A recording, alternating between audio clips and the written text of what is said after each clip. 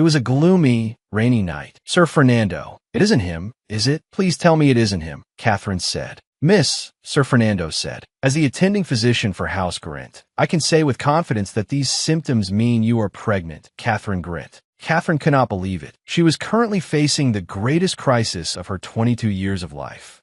That's impossible," Catherine said. "I even had my period after that day." "How long did it last?" the doctor asked again. "Usually it lasts about a week, but that time it was only 2 days," Catherine answered honestly. "See? So it can't be that, right? Getting pregnant after just one night makes no sense. It is very possible that bleeding may have occurred when the baby implanted in your womb. And this month, your usually regular cycle did not come at all." The doctor's words struck Catherine like a stone to the head. "And these smoked flying fish slices you love so much," the doctor continued. "Normally, I never turn down any herring dish, yet now I could not even stand the smell. Yes, though I did not want to believe it, this was reality. First, we should inform the Count." As he spoke, he slowly closed the container of smoked flying fish slices. "No." Catherine suddenly grabbed the doctor's hand. "Then what do you intend to do?" the doctor asked. "I only need you to keep this secret until I think of a way," Catherine said. "If it were me, a precious and dearly loved youngest daughter found to be pregnant before marriage, they would surely beat me unconscious and strike my name from the family register," Catherine thought. Her hands began to tremble. "My lady, please try to calm down," the doctor soothed her. "Do you truly think the Count would go that far?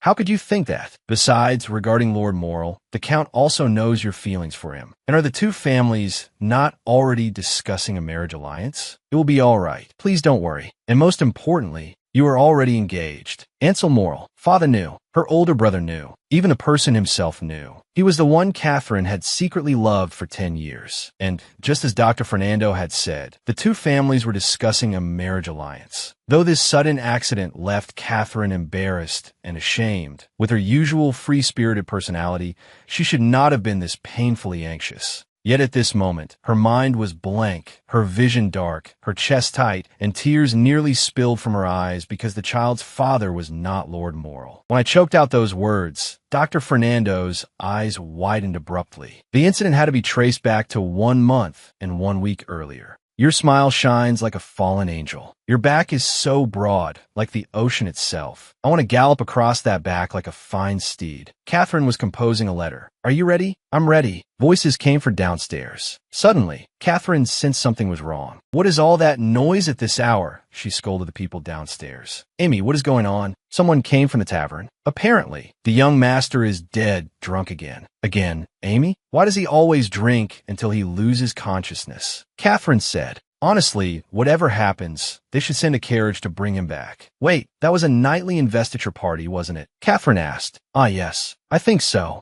Amy said, "My lady, you surely won't." Catherine suddenly revealed a strange expression. "At this late hour, where do you think you're going?" Amy stamped her feet. "You should have known already." Catherine dashed out. Of course, Catherine thought, I was not worried about my drunken brother, but because I could see my beloved there. My sweetheart, my darling brother Ansel. "Tell father I'll be home later, and Sir Morrel will escort me back. So tell him not to worry," she said, waving upstairs. Tajda, surprise. Catherine arrived at the party. "Oh, isn't that Lady Catherine? Please come sit over here." People welcomed Catherine one after another. Ansel looked surprised. So far, sneaking into the drinking party had gone rather smoothly. The only mistake might have been drinking a bit too much. In any case, that day, I really did quite a few crazy things. I dragged a panicked brother Ansel out of the tavern, demanded why he would not be with me, clung to him and begged for just one kiss, and said a lot of nonsense. Of course, Ansel Morrel answered me with the typical Ansel-like reaction I knew so well. "You're drunk. Go home. I'll take you." Facing the 3 blunt sentences he said with a stiff face, the drunken Catherine instead raised her pride. "Enough. If you say we're going to marry, why can't we date first? To be honest, sometimes I wonder whether you actually like me," Catherine said. "That's why I need some kind of commitment. I want to feel that we truly love each other." "Catherine," Ansel hesitated for a moment. He slowly pressed a hand to his forehead. "I have someone I like." "What?" His words nearly made Catherine lose her balance. The absurdity of that moment still made her tongue ache even now when she brought it up again. Not long before, when the two families had been discussing marriage, Ansel Morrel had clearly agreed readily. How had he suddenly changed his mind? Wait, what did you just say? Catherine asked loudly in disbelief. Marriage is not a problem. It is only because of that person. I hope you can understand. I may not be able to be gentle with you, Ansel said. What on earth are you talking about? Catherine shouted. I thought you liked me. I am sorry. Ansel's cold words came again. Are you serious? Then why did you propose to me? Catherine asked again. You know, love is not the only reason people marry, Ansel said. Then you should have said that outright instead of pretending to care, shouldn't you? Were you pitying me because I loved you for so long? Catherine fired off several questions in rapid succession. I truly thought that maybe you didn't love me as deeply as I loved you, but at least a little, Catherine said. Let's go. It's too cold. Ansel took Catherine's hand as he spoke. She flung Ansel's hand away. Get lost. I'll go by myself. In the end, the cold-hearted brother Ansel did not stop me. He simply left drunken me in the cold winter night. I had to admit that in his heart, I truly was only a close friend, a little sister, and nothing more. At that time, I had no choice but to face reality. Ansel Morrill had never loved me. I should have gone straight home then, just as Catherine was thinking this. What has you so deep in thought? Someone suddenly stepped forward and asked. You startled me, Catherine cried. Don't sneak up on me. I'm sorry, little sister, if I scared you, he said, scratching his head. I kept calling for you to come to the training ground, but you never came, so I was curious. You wanted to come see Ansel, didn't you? Alexander said, rubbing his chin. No, it's not like that, Catherine said. I don't want to see that bastard ever again, she thought furiously. You said all the knight's sisters came to cheer them on. I thought it was my turn, right? My words made Alexander's eyes shine. My Catherine has grown up. She even came to cheer for her brother. Your brother is so proud. He hugged Catherine and cried as he spoke. If only I had come here sincerely to support him, Catherine thought in distress. Regarding Sir Het, what kind of person is he? Catherine suddenly asked curiously. The Count had scolded him. He is a good person. Why? Alexander stammered, trembling all over. As a potential romantic partner, Catherine asked again. Her words left Alexander stunned. What are you talking about? A romantic partner? Wait, how exactly do you know him? And why are you asking this? Is it because the answer is useless to you? Alexander kept asking. Alexander shook Catherine until she was nearly dizzy. I was wrong. I won't say that again, Alexander cried. Because, Catherine thought, he is the father of the child in my womb. Amid Alexander's endless nagging, the carriage arrived at the imperial palace. Training had already begun at the Knight Order's training ground, where her brother got out first and took Catherine's hand. His grip was much stronger than usual. This is the first Knight Order training ground, Alexander introduced. Wow, it's huge, Catherine exclaimed. There is a rest area for visitors over there. Go there first. I'll come after changing clothes, Alexander said. Does Alexander Grint have training today? The voice that suddenly sounded behind them startled them both. Alexander quickly straightened up. Commander, good day. My younger sister wanted to watch training, so I brought her. When they turned around, Tiberius Het, whom they had not seen for 1 month and 1 week, was standing there. He was clearly speaking to Alexander, yet his gaze clung to Catherine without any attempt to hide it. Sensing this, Alexander immediately stepped in front of Catherine. I see. Then go change. I will attend to Miss Grint, Het said. No, Alexander's abruptly raised voice made Tiberius Het widen his eyes in surprise. My sister will be attended by me. Go change. But that is an order. My brother's broad back stiffened instantly. I secretly looked at Tiberius Het over his shoulder. His expression was so imposing it made one shiver. Even the boldest person would break into a cold sweat. My brother gave me a pitiful look, then slowly walked toward the corner of the training ground. Could a superior's order really make him abandon his beloved sister? Or was Tiberius Het simply too frightening? Miss Grint. Tiberius Het waited until my brother had walked far away before calling Catherine. He strode closer and looked down at me from above. Because he was so tall, I had to lift my head to see his face clearly. It has been a long time. Perhaps Catherine's calm response displeased him, because Tiberius Het's dark brown brows wriggled up and down like earthworms. May I speak with you for a moment? Het asked. Catherine answered, yes. Let's go somewhere else. 1 month earlier, a drunken Catherine had been slowly groping her way home. Where are you going? A voice caught Catherine's attention. You already sent the carriage away. That night, the person who finally stopped Catherine. Commander Het, Catherine called tentatively. It was not Ansel Morrill, but Tiberius Het. Were you not with Ansel Morrill? Het asked. On such a cold night, where on earth did he go, leaving you alone? Then he took off his coat, preparing to warm Catherine. Do not even mention Ansel Morrill. There is nothing between us anymore, Catherine said. Catherine's words surprised Het. What? He asked tentatively. Commander Het, Catherine asked. Do you want to sleep with me? Even if I was drunk at the time, I must have been completely out of my mind, Catherine recalled. I had never even kissed Ansel Morrill, and yet now I had kissed someone I knew almost nothing about. And that very night, the two of them became entangled together. You won't regret doing this. Het asked, if you change your mind, say so now. I am not the sort of person who would do something we would both regret later. Het said, are you saying I'm not good enough? Catherine reproached him. No, I'm asking about you. Het began removing his clothes. Because I do not think I will regret tonight. Of course, it had indeed been good, but Catherine thought with a flushed face. Who could have imagined one night would make me pregnant? You came late. I thought I would not see you today. Het's voice interrupted Catherine's thoughts. You came.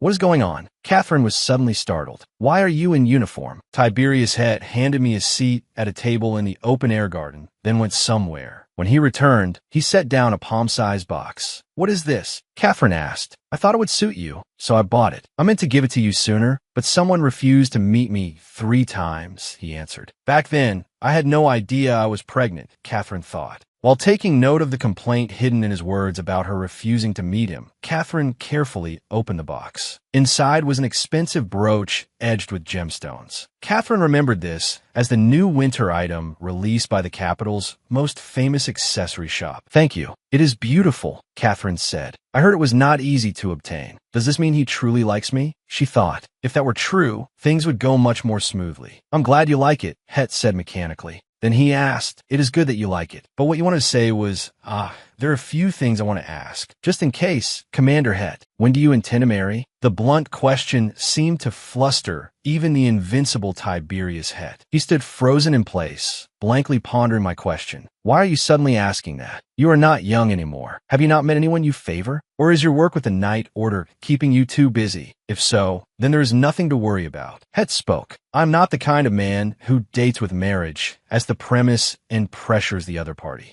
Like you, miss, I'm a non-marriage advocate. I do not intend to marry. What? What did I ever say that? The way he shrugged and argued suddenly reminded me of our conversation that day. It must have been after that fierce quarrel, when I lay exhausted with my head on his arm and spoke nonsense offhand. And marriage? Were you not discussing marriage with Lord Morrill? I thought I heard you say something to Lord Morrill earlier, asking why you could not be together and wanting to date. Het asked, when did I ever say that? I do not know what you heard, but you must have heard wrong, Catherine said. I'm a non-marriage advocate. It is enough to enjoy the present. Being tied down is out of the question. I am so young and beautiful. Once marriage is mentioned, it becomes troublesome, and the feelings will collapse with it. Lord Morrill and I only argued because our values are different. I see. So Lord Morrill is eager to marry, while you only want to date? Het asked. Something like that. Even calling it dating is too ridiculous. What I pursue is a cool relationship like the one we have tonight. I absolutely did not come to you because of Lord Morrill. Do you understand? Catherine said, As expected, if she set aside her pride, Catherine Grint that day had been a fool. What she said to Tiberius Het that day had, of course, been lies. The one who wanted to bind the other was her. The one eager to marry was her. The one clamoring to date and meet was her. She had only made up those words because she did not want Het to see her clinging desperately to Ansel. It seemed Tiberius Het had believed her nonsense at the time. He probably thought their values aligned perfectly, seeking no restraints and only a physical relationship. So he sent his butler to invite me 3 times. Then date me, Het proposed. It is difficult to find someone as calm and straightforward as I am. Father, big brother. Catherine pressed her throbbing forehead. Tiberius Het looked at me and added, I believe I understand why you suddenly asked this. Miss, a man as cool and unrestrained as I am is not easy to find. If you're choosing someone to date, am I not the best candidate? What on earth should I do? Catherine thought. I will consider it seriously, she replied. A scream came from inside the room. Oh, take them away, Catherine said painfully. Oh dear, miss. Catherine barely made out the worried face of the maid. Amy looked at Catherine carefully, as if she were tending to an aquatic creature. At this moment, Catherine was nearly driven mad by the damned morning sickness. Although Dr. Fernando had instructed that she must eat, Amy had still carefully prepared a meal and brought it to my room. Yet she could not swallow even one bite. My lady, you have not eaten properly for several days, Amy said. You must eat something. I really can't eat. Take it away, Catherine said. Miss, you must force yourself to eat a little, Amy said worriedly. Catherine cried out in pain. I'm going to die. If I can't eat, you might as well kill me. But you cannot keep hiding it forever by pretending it is just the flu. And the child belongs to both of you, my lady. You should not be the only one enduring such pain, Amy said worriedly. Wouldn't it be a good idea to meet Lord Het one more time? Amy said again. Of course, Catherine herself had not failed to think about this question. Do you not need a child to carry on this wounded family name? Catherine asked. I do not need one. Frankly speaking, I was not born into a noble family with a long history. So what meaning would any of that have? She recalled Het's words again. He said he did not need marriage or children. Catherine cried. He said that right to my face. How could I possibly bring on my pregnancy? A noble woman pregnant before marriage would undoubtedly face harsh criticism. If the person involved happened to be the youngest daughter of an eminent count's family, then it would only be a matter of time before the entire empire turned it into gossip. Amy, what will become of my life? Catherine asked blankly. Amy looked down at me, wrapped in a blanket, and sighed softly. You should have been more careful. I was careful, all right, Catherine shouted. I was indeed a little drunk, but I was still completely conscious. You did everything properly. Aside from drinking Palgren tea, there is no contraceptive method that is 100% effective. Shut up. Catherine glared fiercely at Amy. Amy, why do you also look so serious? I have already been severely scolded by Sir Fernando. That's enough. As she spoke, she began pinching Amy's cheeks. Oh, that hurts. Amy begged for mercy. It is all because I acted impulsively like a beast that day that things have turned out like this. Catherine grinned. You cannot abandon your baseline as a human being any further, she thought. Just then, the young maid Jane's voice came from outside the door, accompanied by a gentle knock. My lady, Sir Morrel has come to visit. The two who had been fooling around froze instantly. Hearing that name, Catherine instinctively threw off the blanket and sat up. Even Amy widened her eyes in surprise. I told him you were unwell. He said he would come again later. What should we do? Catherine asked Jane to invite Ansel to wait in the drawing room first, then asked Amy to help her apply light makeup so she would at least look like a living person. Although the smell of cosmetics made her want to vomit again, she endured it. She could not let Ansel see her looking like someone on the verge of death. Why did you come? Catherine asked. I could not reach you, so I was worried. I asked Alex, and he said you were sick, so I hurried over. You look very unwell. Are you all right? Ansel said. I should have thrown him out. Yet here I was, wearing makeup to welcome the man who had lied to me. Catherine thought, you really do look unwell. Are you feeling all right? Ansel asked again and again. Catherine listened absent-mindedly. Damn Ansel Morrel. He truly did not understand my feelings at all, she thought. You don't need to worry about me now, Catherine said, turning her head. What are you talking about? Catherine. Ansel hurriedly spoke, his face full of concern. About what happened that night, I am truly very sorry. You know you were wrong? Catherine asked. I am ashamed. But Kate, I promise you there is no problem with our marriage. I can swear it, Ansel said. Wait, what do you mean? You say you have someone you like, but you still want to marry me? And after marriage, you still want to continue seeing that person? Catherine said in shock. No, it is only my one-sided affection. After marriage, I will have no entanglement with that person, Ansel said. You are not dating? Catherine was startled. No, and I will work hard, he vowed. Right now, I only see you as a little sister, so it is difficult. But if I do my utmost from now on, the situation will surely change. Many nobles have someone in their hearts, and marriage is merely a dignified transaction between families. Couples who maintain their marriage like a business are also common. But I truly like Brother Ansel. I did not want to build that kind of marital relationship with him. So when he confessed that he had someone he liked, I thought our marriage would be canceled. Catherine thought, but now I was foolishly beginning to waver again. Brother Ansel said he would slowly sort out his feelings. If our relationship could develop from simply being like siblings, perhaps I could also enter his heart. But everything was too late. How did I keep forgetting that there was already a child in my belly? It was Tiberius Het's, not Brother Ansel's. Let's cancel the engagement. We will pretend nothing happened, Catherine said. Catherine, he called out in despair. Ansel hurriedly grabbed Catherine's hand. I was wrong. I am sorry.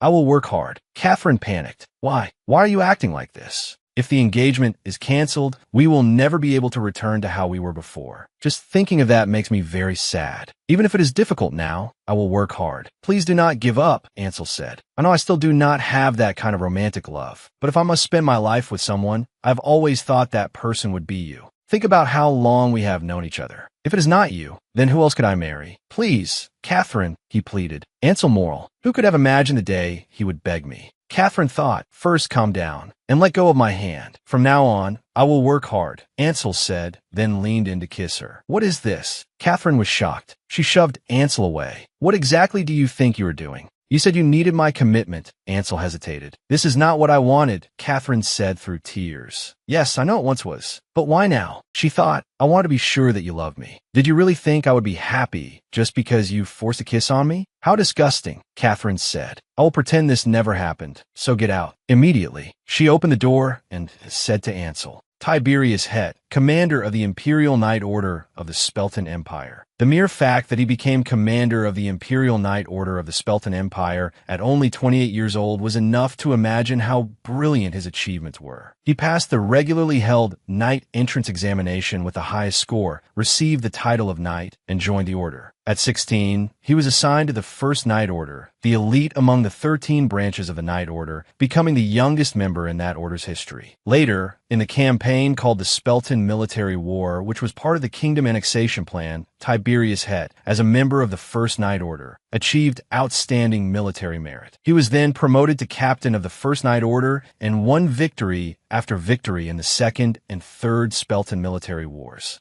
At that time, the land and wealth bestowed on him by Emperor Spelten Bas were worth as much as a small kingdom. Thus, this common-born man won wealth and power through his own efforts. His life could be called perfect, but his legend did not end there. In imperial year 1052, when Tiberius Het was 25, the Sixth Imperial War broke out between the Spelten and Ionic empires, the two great empires that had long struggled for supremacy on the continent of Galatia. In that long, back-and-forth war, the Spelten Empire was once on the verge of defeat. However, Tiberius Het, then captain of the First Knight Order, defied the withdrawal order of the commander of the Imperial Knight Order and adopted offensive tactics, turning the tide of battle. In the end, he forced the Ionic Empire to surrender and ended the Six Imperial Wars. In the Spelten Empire, known as the land of martial valor, was there anything more glorious than winning a war? Tiberius Het's promotion to commander of the Imperial Knight Order was only natural. A year later, at 26, he successfully reached a peace agreement. The Idol of Knights, the strongest warrior of the Spelten Empire, the incarnation of the mythical god of war worshipped by the people of the Spelten Empire. Dozens of honorific titles followed his name. Countless capable commoners took the entrance examination with the goal of becoming a second Tiberius Het. Even knights of noble birth held him in great respect. His training was extremely strict, and his subordinates suffered greatly. James Brown, who told you to abandon your stance? Het asked. Why, yes, sir. Lord Grint made a mistake, so we thought we should start over.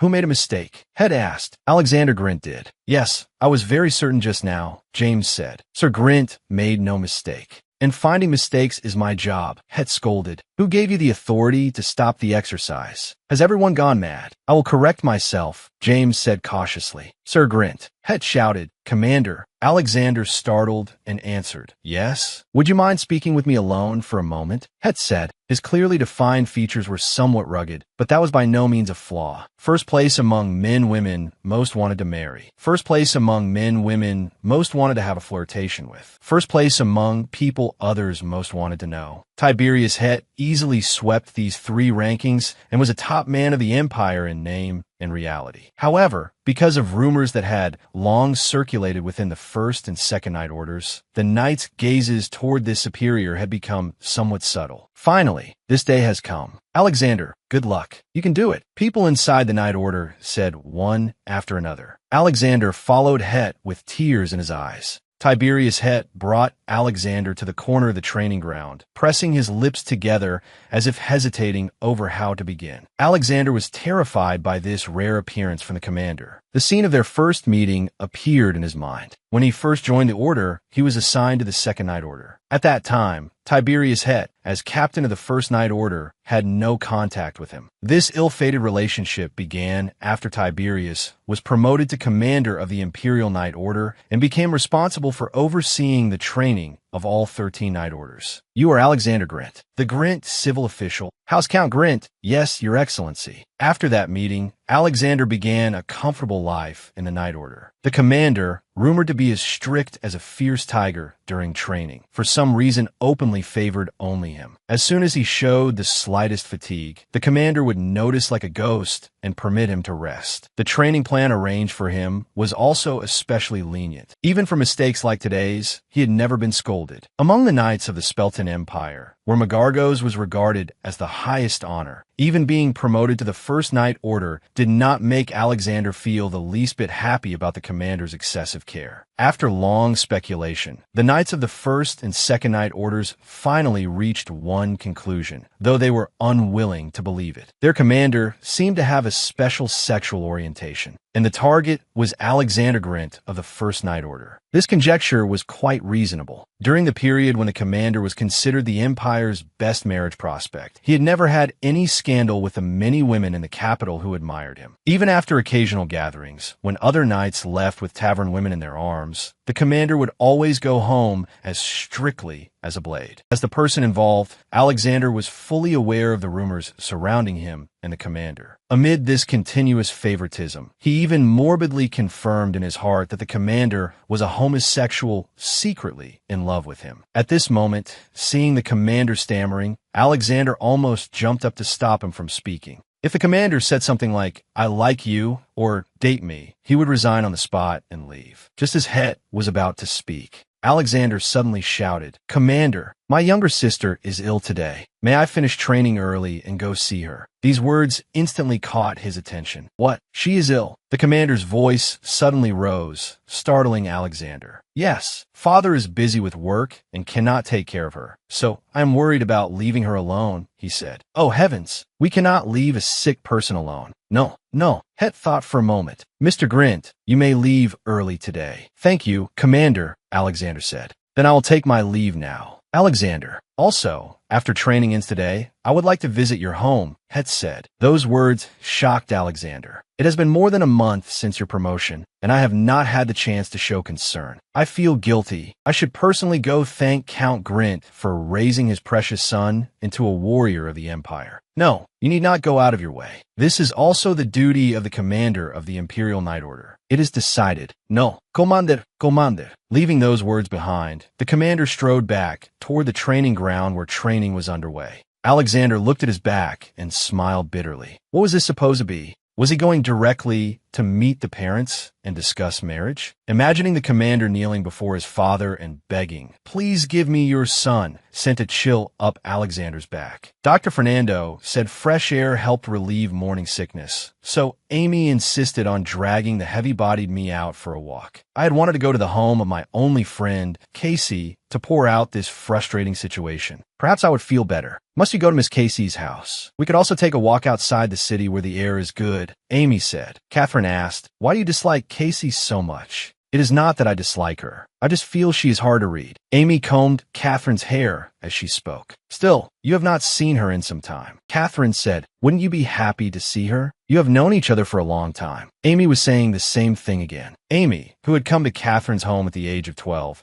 had spent so much time with Catherine and Casey, yet only toward Casey had she always remained stiff. When asked the reason, she always said she could not read Casey's thoughts. Catherine had no conflict with Casey's mother, Mrs. Merrill, the housekeeper. Amy and Mrs. Merrill's relationship was also fairly harmonious. "It has been a long time. Remember to manage your expression properly." Catherine was just reminding Amy when Amy suddenly shrieked as if she had seen a ghost. I instinctively followed her gaze and looked back. Heavens, was this a dream? The person appearing in the second-floor corridor of my house right now really was Tiberius Het. That was right. He stood before Catherine, lowering his head and staring at her. In 22 years, she had never been this shocked. Her heartbeat was so loud it felt as if it would burst out of her chest. I reflexively covered my lower abdomen. This was not a joke. Catherine was truly worried the child might be frightened out of her. Tiberius Het was startled by her sudden scream. Then he gave a roguish smile and said, "Are you pregnant?" Her heart pounded wildly. How'd he know? Just as that foolish thought flashed through her mind, Catherine saw the faint arc at the corner of his mouth and finally realized he was joking about the phrase, nearly miscarried from shock. "P pregnant?" Saying such a thing to an unmarried young lady is far too rude. Having been frightened out of her wits twice in a row, Catherine instantly burst into anger and swung her fist hard at Tiberius Het's chest. The air froze instantly.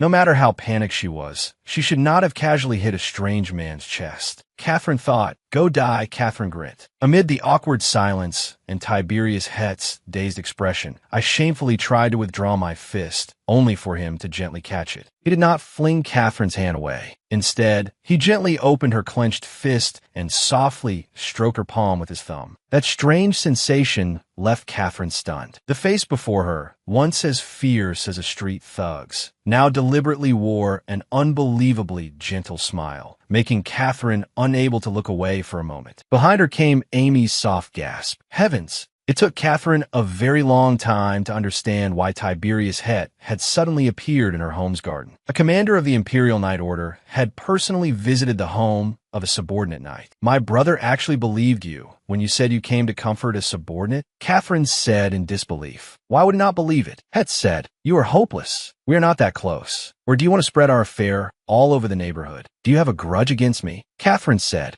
do I look like a stalker? No one will suspect anything, Het replied. Tiberius Het looked completely composed. But since earlier, I had noticed that this man, for some reason, kept showing expressions I had never seen before. He was clearly smiling ferociously, yet insisted on pretending to be gentle. Evidently, he had lost his mind. His intention in making an excuse to come to my house was obvious. It was nothing more than wanting to continue that damned partner-like relationship, Catherine thought. It was merely one night of absurdity. Why cling like this? If I were not pregnant, I should have coldly slapped him, cursed, "Get lost, you pervert," and left without looking back. But the current situation forced my hand, so I could only temporarily restrain my temper.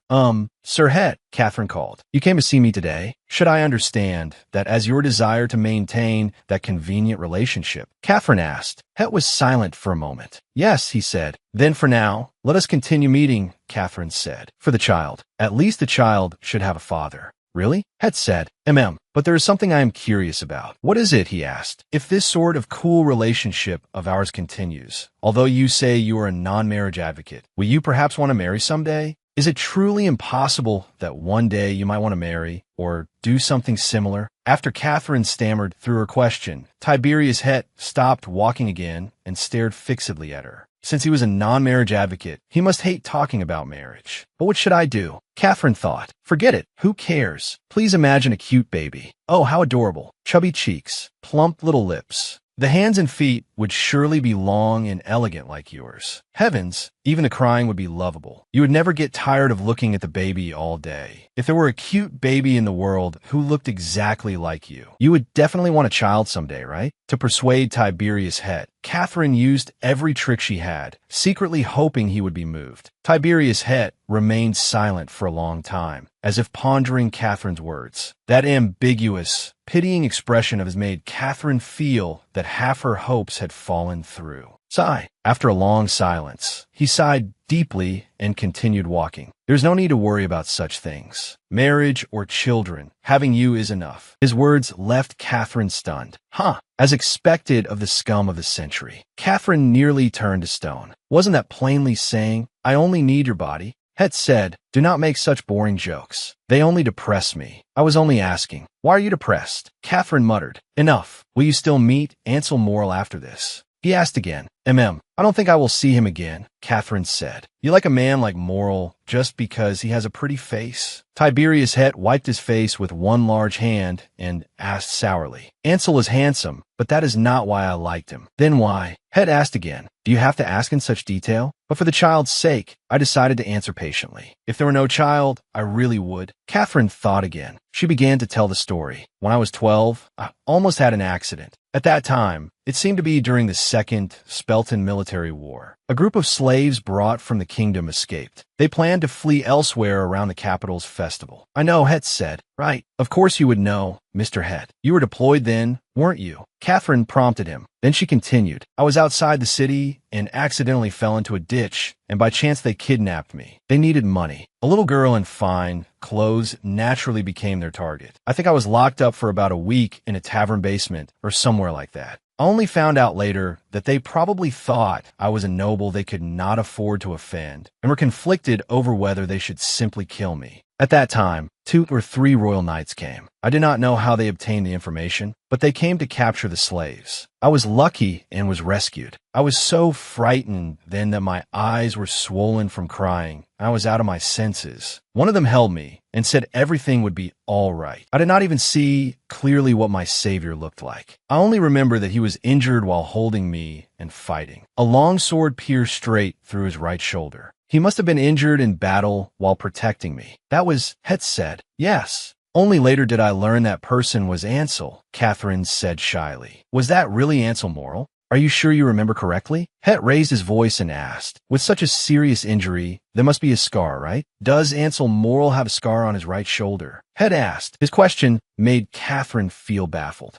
I suppose so, she said. I do not know. It is not as if I have seen Ansel naked. Tiberius Het suddenly grew excited and raised his voice. Hearing my answer that I had never seen Ansel naked, he first cleared his throat, then gave a wicked smile. This madman was definitely obsessive. Have you seen my naked body first? Hey, are you really a pervert? Shame surged up. Catherine pounded his shoulders wildly with both fists. Though Catherine was venting her anger, Tiberius Het laughed so hard he bent back and forth, as if being hit were the greatest pleasure in the world. After Catherine had swung her arms for a long while, Tiberius Het caught them again. He gently gripped Catherine's wrists and, as before, brushed the inner skin with his fingertips. Over the already strange atmosphere, another layer of goosebump-inducing awkwardness floated up. What had gotten into this guy? Why had he been acting like this since earlier? Catherine thought. His fingertips unsettled her mind, while his face wore a smile that did not match his fierce appearance at all. Why do you keep touching me? Catherine stammered. Perhaps Tiberius Het was not the only one with a problem. He was not using much strength. Catherine could easily have pulled free, but for some reason, she greedily lingered in that ambiguous touch. Because I want to touch you. Because I want to come into contact with you, Het said. Whenever I see you, I get excited. 1. What madness was this man caught in? Catherine often had the same dream. Rough wooden barrels covered with mold stains were stacked crookedly. From time to time, rats scurried past at terrifying speed, making hair-raising sounds. Each time a creak came from upstairs, cracks opened in the fragile wooden ceiling and dust rained down. The damp, unventilated air made it hard to breathe. Aside from once a day, when a vicious-looking man threw in hard breadcrumbs, there was never any light in that gloomy space. I would rather not see the light, only hoping they would not come. They looked down at me as I picked up breadcrumbs like a beggar and spoke in a language I could not understand. I was always afraid of when they would kill me, but the day I last saw the light was different. A knight whose face was blurred picked up the trembling me and soothed me in a somewhat hoarse voice. Don't be afraid. It's all right. I will take you home safely. Close your eyes. Just count to 100. Catherine clung tightly to his neck as if grabbing a life-saving straw. When she had only counted halfway, she glimpsed the blue sky through the narrow slit of her eyes. Even when a long sword pierced his shoulder, he still held the curled-up Catherine tightly and whispered for her to close her eyes. Warm blood soaked the edge of her skirt. That fishy, sweet sensation was vivid every time it entered her dreams. Catherine cried and shouted, "Don't die." "I will not die," the man said, stroking her head. "I have nothing to repay you with. In the future, I will marry you," Catherine said firmly. The atmosphere of the dream had been good before, but of all places, it had to go wrong here. 12-year-old Catherine Grint clearly knew she came from a prestigious family, yet she treated marrying her savior as an expression of gratitude and even felt pleased with herself for it. This was all father's fault. He always murmured, "What lucky man will get to marry our family's princess?" Because of that absurd nonsense, Catherine had naturally thought from childhood, the man who marries me must be very lucky. Although the face of the knight who saved her life was blurred in her memory, his expression was extremely clear. If it had been me, I would have been angry at someone joking about a life-saving death. Yet he revealed a heart-tremblingly gentle smile and nodded. "All right, I will wait for you," the man said. "Yes, you said you would wait, Ansel Morrill." I woke up shouting the name of the irresponsible Ansel, who had stood me up. Before my eyes was a shocked Casey. You dreamed of Brother Ansel? Casey set down the tea tray and sat beside Catherine's pillow. Catherine sprawled on the sofa like a sloth, whimpered, buried her head in Casey's lap, and looked up at her worried face. Right? After laying her cards on the table with Tiberius' head, Catherine had driven a carriage to Casey's house as planned. She had wanted to say so much, but lately, whenever she met someone, she became sleepy. As soon as she arrived, she fell asleep with her limbs spread out. She must have been dreaming. Catherine, your complexion is terrible, Casey said soothingly. I am pregnant. Watching Casey stroke her hair with a pitying expression, all the accumulated stress instantly vanished like smoke. As expected, this was my refuge, Catherine thought. Casey was one of the few people I could trust unconditionally. As the daughter of Mrs. Merrill, who had served House Count Grint as housekeeper for more than 20 years, she had accompanied Catherine since childhood. Rather than a friend, she was more like family. Whether it was their childhood playing with dolls, or the days when at 12 years old, they formed the Ansel Moral Support Club together and ran after him. They had always been inseparable. When Mrs. Merrill joined the Countess's household staff, she was already pregnant. Father pitied her for having to raise a child alone, so he gave her a job and also gave her a small house in the capital. Thus, this friend who had accompanied Catherine since birth had been with her for more than 20 years now. Casey, Catherine asked, have you ever thought about your father? Her question made the faint smile on Casey's face sink. How should I put it? I do not know what my father looks like at all, so I do not think I've thought about him much. So if you do not even know what he looks like, you do not miss him, right? Catherine asked again. I do not miss him, Casey replied. You do not miss him, Catherine repeated. Casey gently stroked Catherine's hair, the corners of her mouth lifting into a faint smile. For some reason, looking at that smile, Catherine suddenly felt a chill. It was not her usual infinitely gentle smile. But I hate him so much that if I could, I would definitely take revenge on him.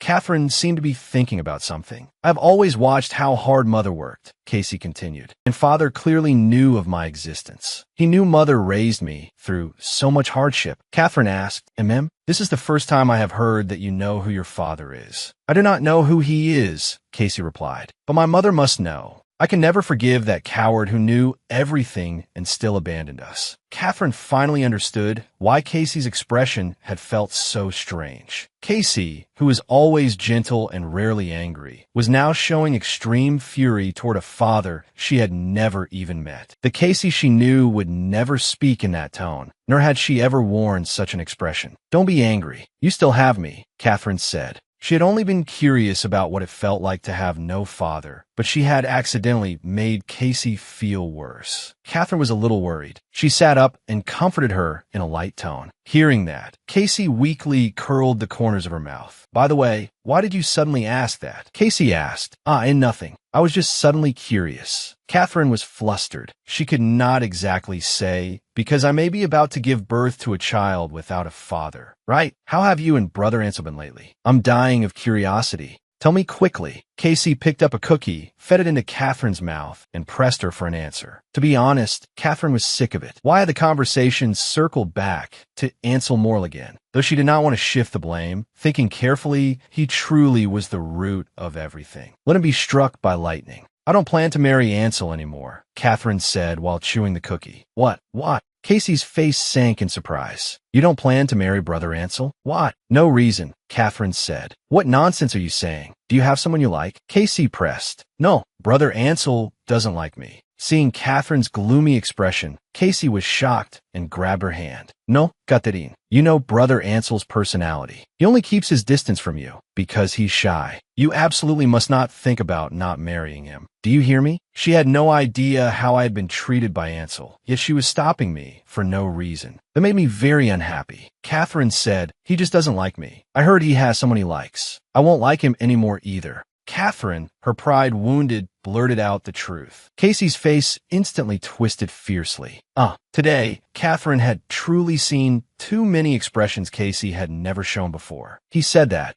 Catherine said stubbornly. Yes, I'll tell you exactly what he said. He told me I should proceed with the engagement ceremony as planned, but stop discussing romantic matters with him. Catherine pressed her lips together. Because he already has someone he likes. Just thinking of it again made Catherine burn with rage. That's too much, Casey said. I'm Phoenix. Whatever. There are plenty of men in the world anyway, Catherine said. Casey was furious, as if she herself had been wronged. She bit her lower lip tightly, her chin trembling slightly. Looking at her, Catherine felt both unfamiliar fear and some gratitude. Who else in the world would be angry over my affairs, as if they were her own? But then Casey patted Catherine's shoulder. Catherine, don't make an impulsive decision. How many years have you liked Brother Ansel? Can feelings like that be abandoned just because you say so? Men are all foolish for a moment. Only you are worthy of Brother Ansel. Calm down and hold on. Catherine was shocked. No, what twisted logic is that? How am I supposed to? I'm also a little disappointed. You liked Brother Ansel for 10 years. Are you just going to let it end like this? And that day, if it hadn't been for Brother Ansel, what would have happened to you? Casey comforted her. I know. Catherine, enough. I won't persuade you to give up Brother Ansel. Casey's firmness left Catherine only half understanding. After all, Casey had witnessed Catherine and Ansel's more than 10 years of feelings. She sincerely hoped they would have a good ending. Perhaps that was simply her stance. When I see Brother Ansel later, I'll definitely teach him a proper lesson. Don't worry, all right. Casey suddenly put away her anger and gently stroked Catherine's cheek. Catherine leaned into her warm palm and smiled awkwardly.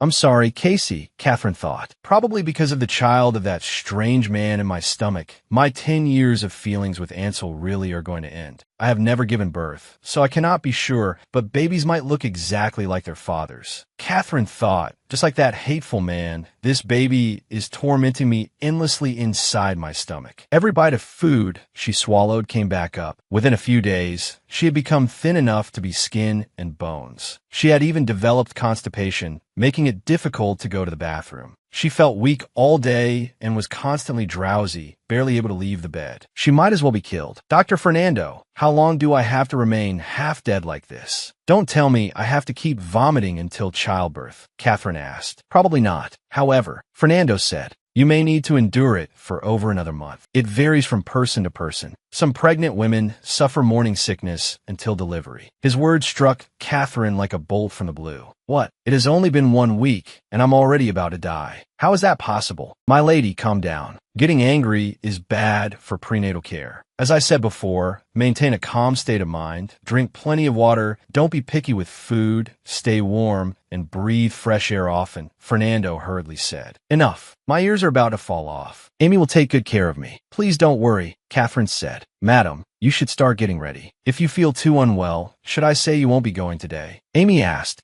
Madam, are you going somewhere today? Fernando asked after hearing this. No, today is the regular gathering of the Royal First Night Order, Amy said with shining eyes. And it's actually being held at our home. Father said he would host the nights at home to celebrate brother's promotion. This absurd arrangement was the result of Tiberius Het coming to the Grint residence a few days ago and discussing it with Father. Honestly, it was too forced. Dozens of knights were promoted every day. What reason was there to invite the knights to one's home in the middle of the night? I advised Father not to exaggerate, but he was excited over Brother Alex being promoted to the First Night Order and would not listen to me at all. On top of that, Tiberius Het personally visited and praised Brother Alex to the skies. Catherine thought, and so today, the day of the First Night Order's regular gathering, our home has been busy since early morning. I absolutely cannot miss it. If I miss an event held in my own house, they will definitely begin asking about the reason. Catherine said with a headache, then help me get ready right away. Amy said, why are you so excited? Catherine asked. Of course I'm excited. Lord Het is coming today, Amy said with a laugh. What does that have to do with you being excited? Catherine asked. Hee. Dr. Fernando, you should have seen Lord Het when he came over a few days ago. My goodness, the way he looked at our young lady was practically dripping with honey. What romantic novel is this girl imagining now? It was clearly a perverted, sinister intention dripping down. Drip,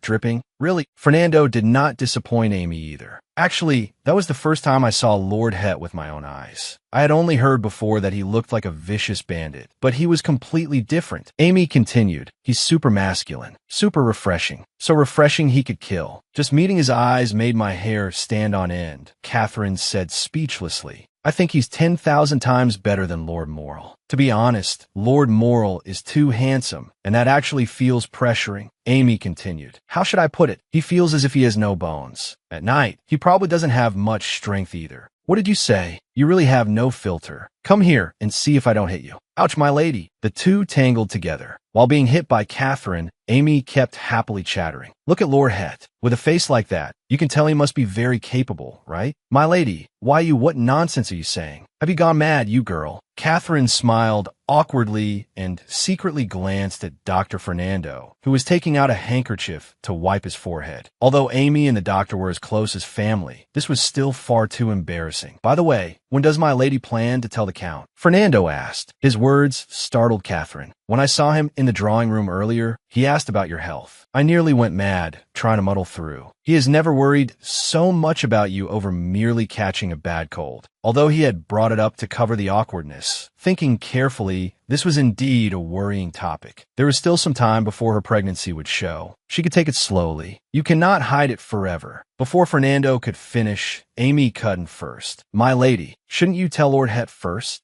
Huh? Amy, what did you say? My lady, have you still not told Lord Het the truth? Fernando was shocked. The pressure was here again. It's not that I haven't told him. I just haven't found a chance. What kind of... Dr. Fernando abruptly stood. Catherine raised her left hand toward him and made a gesture telling him not to continue. He obediently sat back down, but still panted with anger. How absurd would it be to suddenly say to someone who neither wanted marriage nor children, I'm carrying your child, so please give up your life plans and marry me. In the end, I was also the one who provoked him that day, Catherine thought. Although Tiberius Het, who advocates never marrying, is hateful, I cannot simply blame him and throw a tantrum. So, I need to change strategies. Like clothes gradually dampened by a drizzle, I have to naturally instill in Tiberius Het the importance of family and the necessity of children. I'm already under enormous stress because of the child in my stomach, and now I have to devote effort to this too. It wouldn't be strange if my hair suddenly fell out. My lady, you're only afraid. Once you say it, it really won't be a big deal, Amy said. Lord Het might even be happy about it.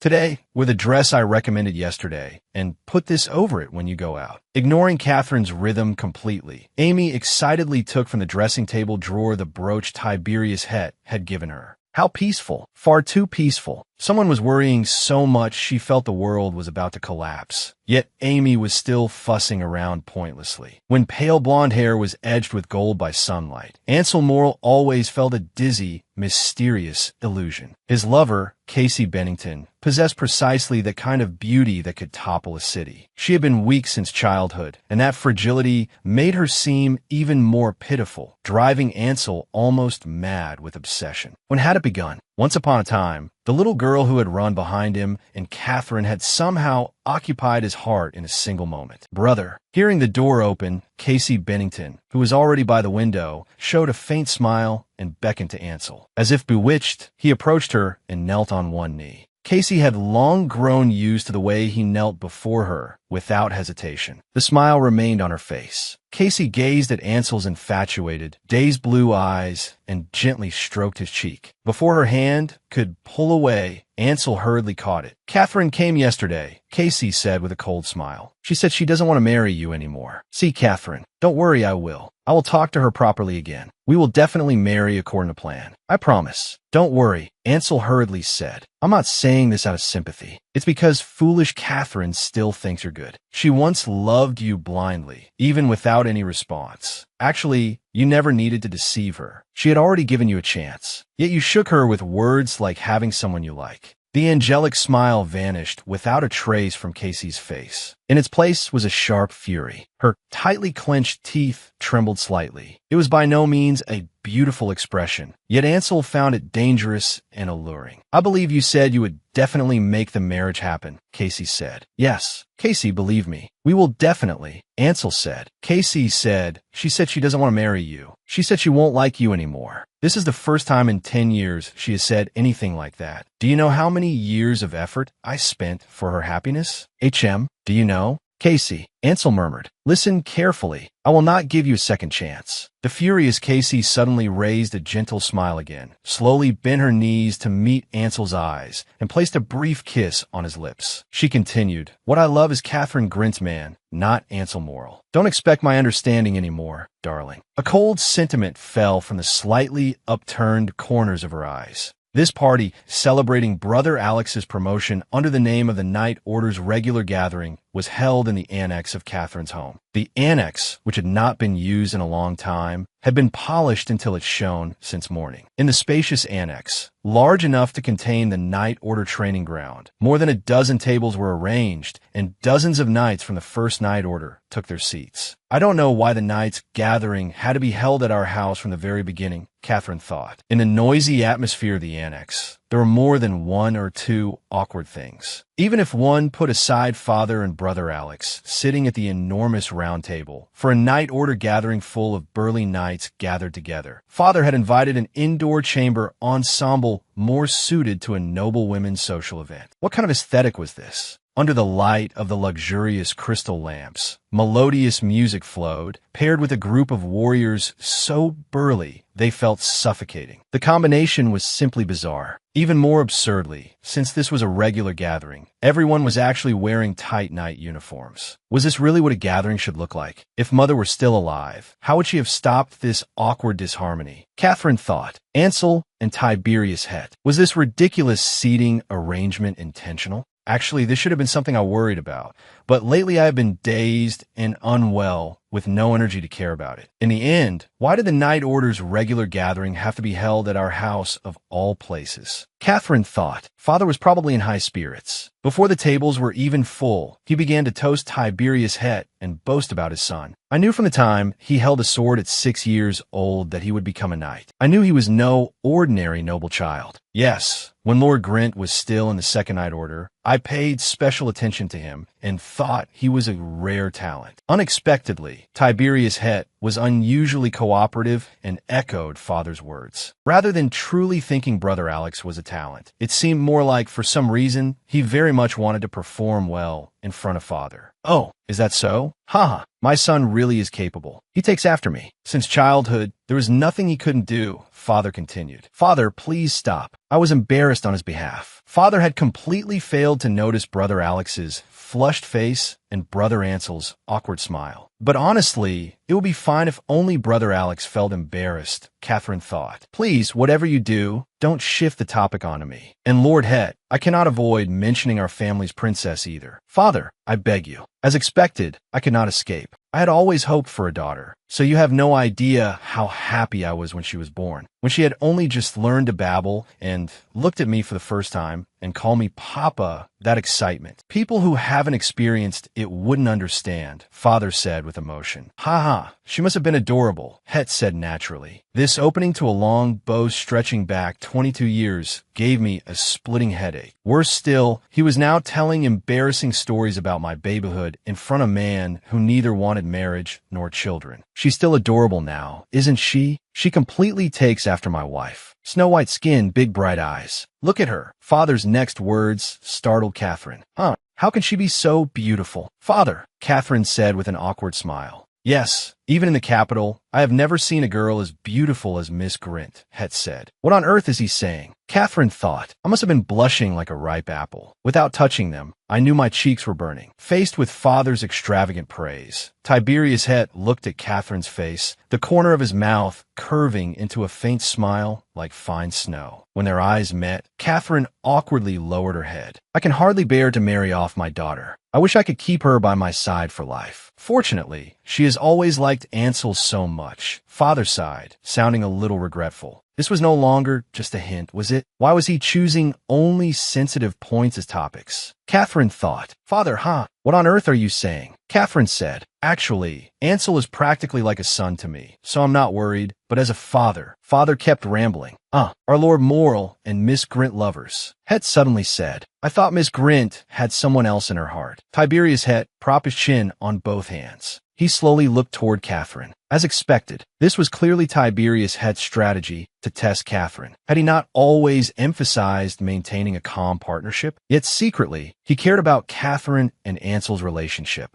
That Catherine stammered. In an instant, father and brother Alex, who smiled so widely their mouths could hardly close, as well as Ansel with his subtle expression, all focused their gazes on Catherine. What kind of answer did Tiberius Het want to hear? Since we agreed to be partners, does he want me to say in front of father and brother Alex that the person in my heart is you? Catherine thought. When he came to the house before and again questioned me about Ansel, I had wanted to snap back. What does it have to do with you, who I date? But I had restrained myself. In any case, I had already intended to sort out my relationship with Ansel, and I also wanted to maintain as harmonious a relationship as possible with Tiberius. I still think so now. I need to say something Tiberius wants to hear as much as possible. Just as Catherine was considering how to answer, Ansel spoke first. Commander, you may have listened to rumors. Kate and I are indeed lovers. You're dating with marriage in mind. Then, Tiberius Het stared at Ansel with icy eyes. If it had been me, I would probably have been frightened out of my wits by that look. But Ansel, as if used to it, met his gaze calmly with a faint smile. A subtle atmosphere spread across the dining table. The gazes of Tiberius Het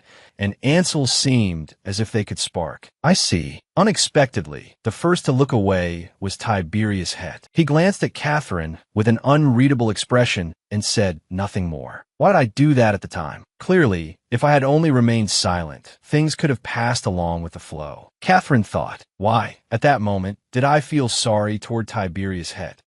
Brother Ansel, those are childhood matters. How long are you going to keep talking about them? Catherine's clumsy attempt to smooth things over instantly froze the atmosphere. Father and brother Alex both knew that Catherine had been infatuated with brother Ansel until very recently. Everyone smiled as they looked at her. Various gazes crossed over the dining table. Ansel's hollow eyes, as if condemning her. Father and brother Alex's shocked gazes, adding fuel to this awkward situation, and the secret meeting of glances between me and Tiberius Het.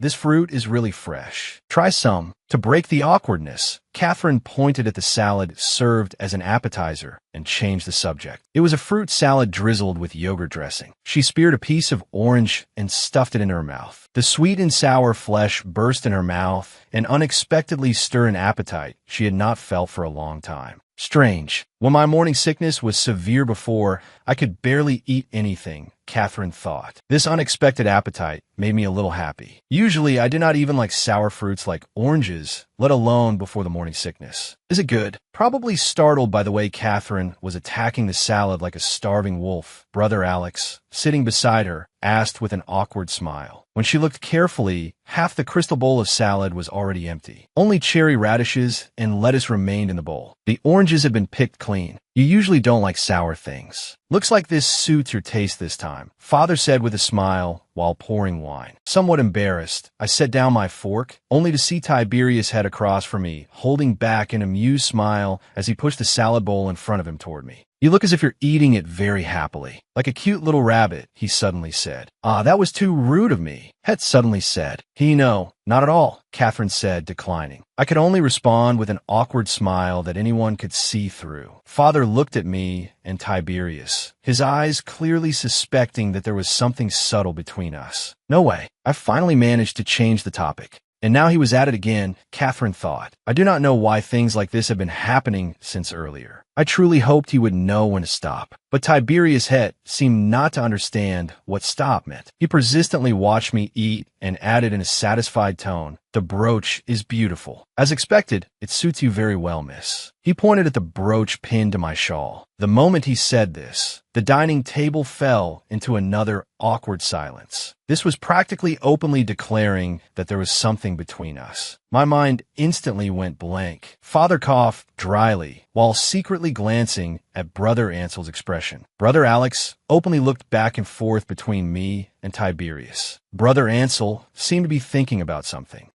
I no longer want to think about anything now. Whatever happens, happens. Thank you, Lord Het. I'll wear it often, Catherine said. Fine. In any case, I should have clarified my relationship with Ansel to begin with. Sooner or later, I also had to tell Father and Brother Alex about the pregnancy. Just as Catherine relaxed her heart, the next obstacle arrived.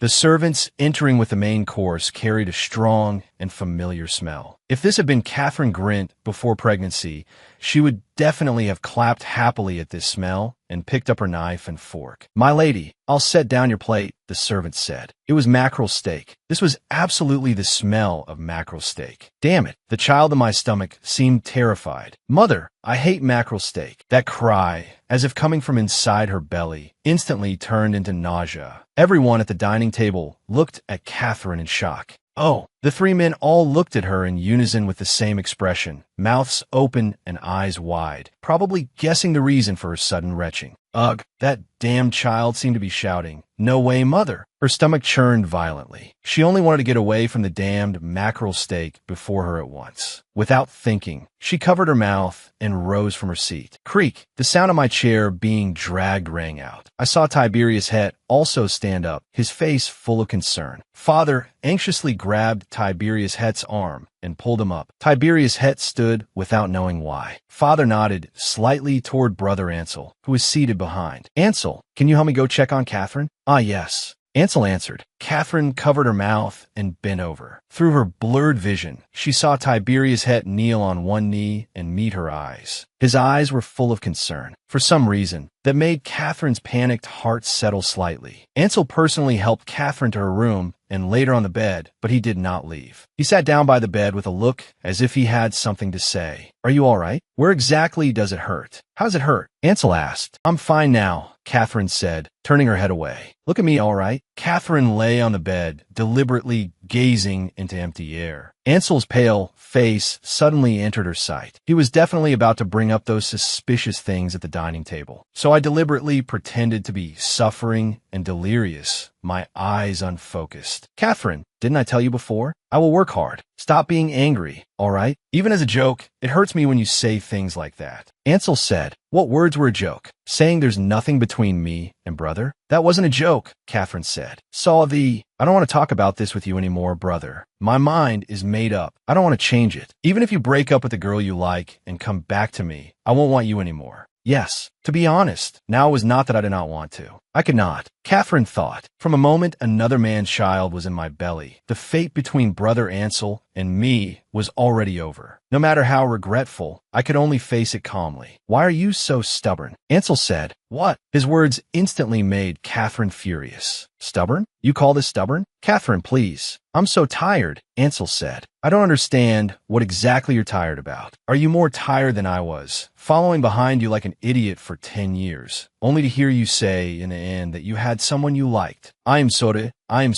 From now on, I'll treat you well. Ansel kept trying to salvage things. Why do you keep saying the same thing? Even if you treat me well, what then? I no longer want to do anything for you, Catherine said. Please, Catherine. Brother Ansel pushed himself up against the edge of the bed and suddenly took Catherine's hand. If there's anything you want, say it directly. I'll do anything for you. Why did I not realize this in 10 years? I could have known if I had observed him carefully. Catherine laughed inwardly. In the gaze Ansel fixed on me, there was no extra space at all to hold affection or love for me. Even without asking, I knew what he meant by saying these words in this posture. If driving a person into such a pitiful, forbidden place counts as a skill, then he truly is skilled. Catherine thought, it would have been wonderful if you had said that before telling me you had someone you liked. Catherine shook off Ansel's hand and said, at that time, I was restless because I wanted to kiss you, wanted to make out with you, wanted to roll around in bed with you. I would definitely have agreed very easily. She could not tell whether she was angry because Ansel Morrel's words had some logic to them, or simply because her emotional control had failed. Lately, she was always suddenly depressed, suddenly angry. Even without Ansel Morrel stirring things up, her emotions swelled like a balloon. But perhaps this was good. Her sensitive emotions and sharpened nerves allowed Catherine to say harsh words without guilt to Ansel Morrel, who still occupied one corner of her heart. Sorry, I'm not a fool. Though I don't know why you need me as insurance. Using your body to lure me is too cheap. I'm not interested now. Get out. Ansel did not respond. Otherwise, I'll go out. The instant I lifted the blanket and got out of bed, Ansel Morrel grabbed my wrist. It hurts a little. Let go. It hurts. Catherine rose with him. A red mark remained on the wrist Ansel Morrel released. Catherine lowered her head and looked at the wrist that had been grabbed. For some reason, she thought of Tiberius Het. When Tiberius Het came to our house, he had grabbed my wrist like this too. Unlike Ansel Morel's pale, woman-like hands, his hands were at least twice the size of mine. They were firm and powerful, yet unexpectedly gentle and did not hurt. And just as he had said then, it felt as if he simply wanted to touch me. Catherine could not help recalling this. How ridiculous! When I was grabbed by such a fierce person, I did not feel as if I had been seized. Yet being grabbed by these beautiful hands hurt and made me numb. 10 years. Yes, 10 years, Catherine. Do you think you can easily erase that time? Ansel asked. Let's see whether I try, Catherine said. So you still haven't forgotten? Ansel seemed to have caught a lifeline. Over the years, whenever Catherine fell into a hazy sleep, she would always think about what Ansel Morel truly wanted from her. Of course, she never found the answer in the end, and so she stopped thinking about it. She did not understand. Truly, she did not understand. He said he had a woman he liked, and he said he would give up. Then why was he clinging to her so tightly now? Yes, that's true. I still like you, Catherine said with her arms crossed. But I have absolutely no intention of reconsidering our relationship. Don't worry. Go date that woman, or even marry her. What's the problem? For some reason, her stomach began to churn again. Her vision also blurred. Catherine forced herself to move her almost limp legs, but Ansel Morel grabbed her again. He suddenly pulled Catherine into his arms and gripped her chin, as if about to kiss her. Before his lips touched Catherine's, she forcefully turned her head aside, and his lips landed on Catherine's chin. Lord Morel, are you still inside? Tiberius Het's voice came from outside the door.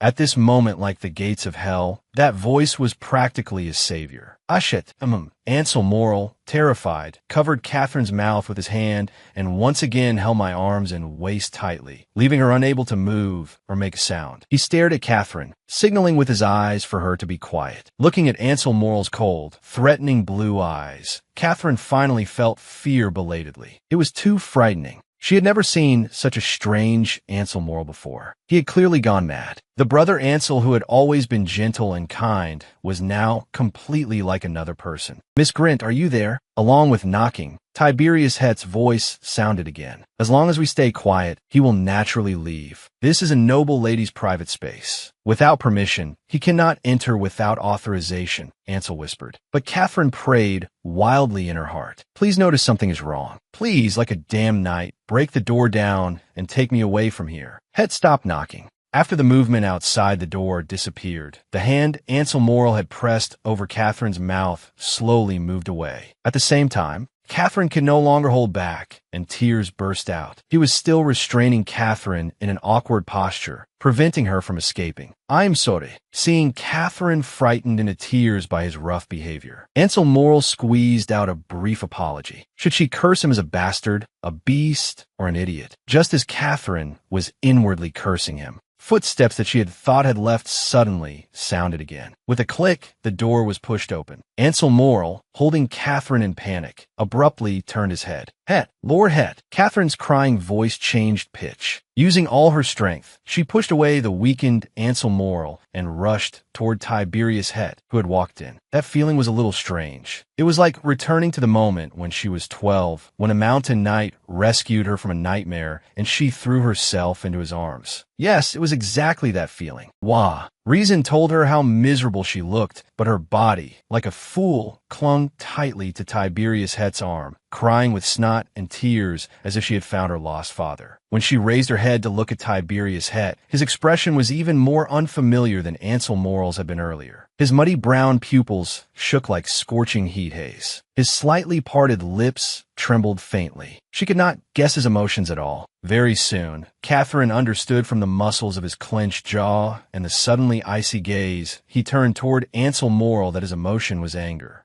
Wait. By the time I reacted, it was already too late. Tiberius Het strode toward Ansel Morel. Without hesitation, he drew the sword at his waist. The sound of the blade leaving its sheath came with a cold flash. In the blink of an eye, Tiberius Het had rushed before Ansel Morel and pressed the sword hard above his right collarbone. In an icy tone, he said, "According to the iron laws of the Speltan Empire's Knight Order, for disgraceful acts that violate the knightly spirit, the commander-in-chief has the right to execute the offender on the spot. Do you object?" Ansel Morel met Tiberius Het's gaze expressionlessly. Execute him on the spot? Het's words startled Catherine. Stop. Although Catherine was not very clear on what Tiberius Het, as a knight, would do, judging from the rumors, it would not be strange if he cut off Ansel Morel's head right now. She had to stop him. She immediately rushed over and grabbed the hem of Tiberius Het's clothes. "Don't do this, Het," she shouted. Once a knight of Spelton loses his convictions, he loses the meaning of his existence. A person who violates the knightly spirit is no longer a knight. I have a duty to execute such disgrace. Please stop, Sir Knight. To draw blood in a young lady's room would likewise be disgraceful, wouldn't it? Catherine cried out. Perhaps Catherine's desperate attempt to stop him had an effect, for Tiberius Het finally turned to look at her. His face was still terrifyingly grim. The rage radiating from him was like poisonous smoke, making even the air grow heavy. "Lord Morel, and I just had a slight dispute. There's no need to take it this far," Catherine added. "You expect me." Tiberius Het's expression clearly said, "How do you expect me to believe that? Believe it or not, I have to stop him. No matter how Ansel Morel's responsibility is pursued afterward, he cannot be killed by Tiberius Het in my room. Your Grace, put away the sword. Please," Catherine begged. Looking at the sharp blade pressed against Ansel Morel's pale collarbone, I was afraid Tiberius Het might truly slide it down in a moment of impulse, and I urged him again. Still filled with anger, Tiberius Het turned his head and stared fixedly at Brother Ansel. "Ansel Morel," Het called. After a long silence, Ansel finally squeezed out one word. "Yes, I saw with my own eyes your behavior violating the knightly spirit. There is nothing to deny, is there?" Het said, "I now challenge you here to a débarrage." The words he spat through gritted teeth made people shudder.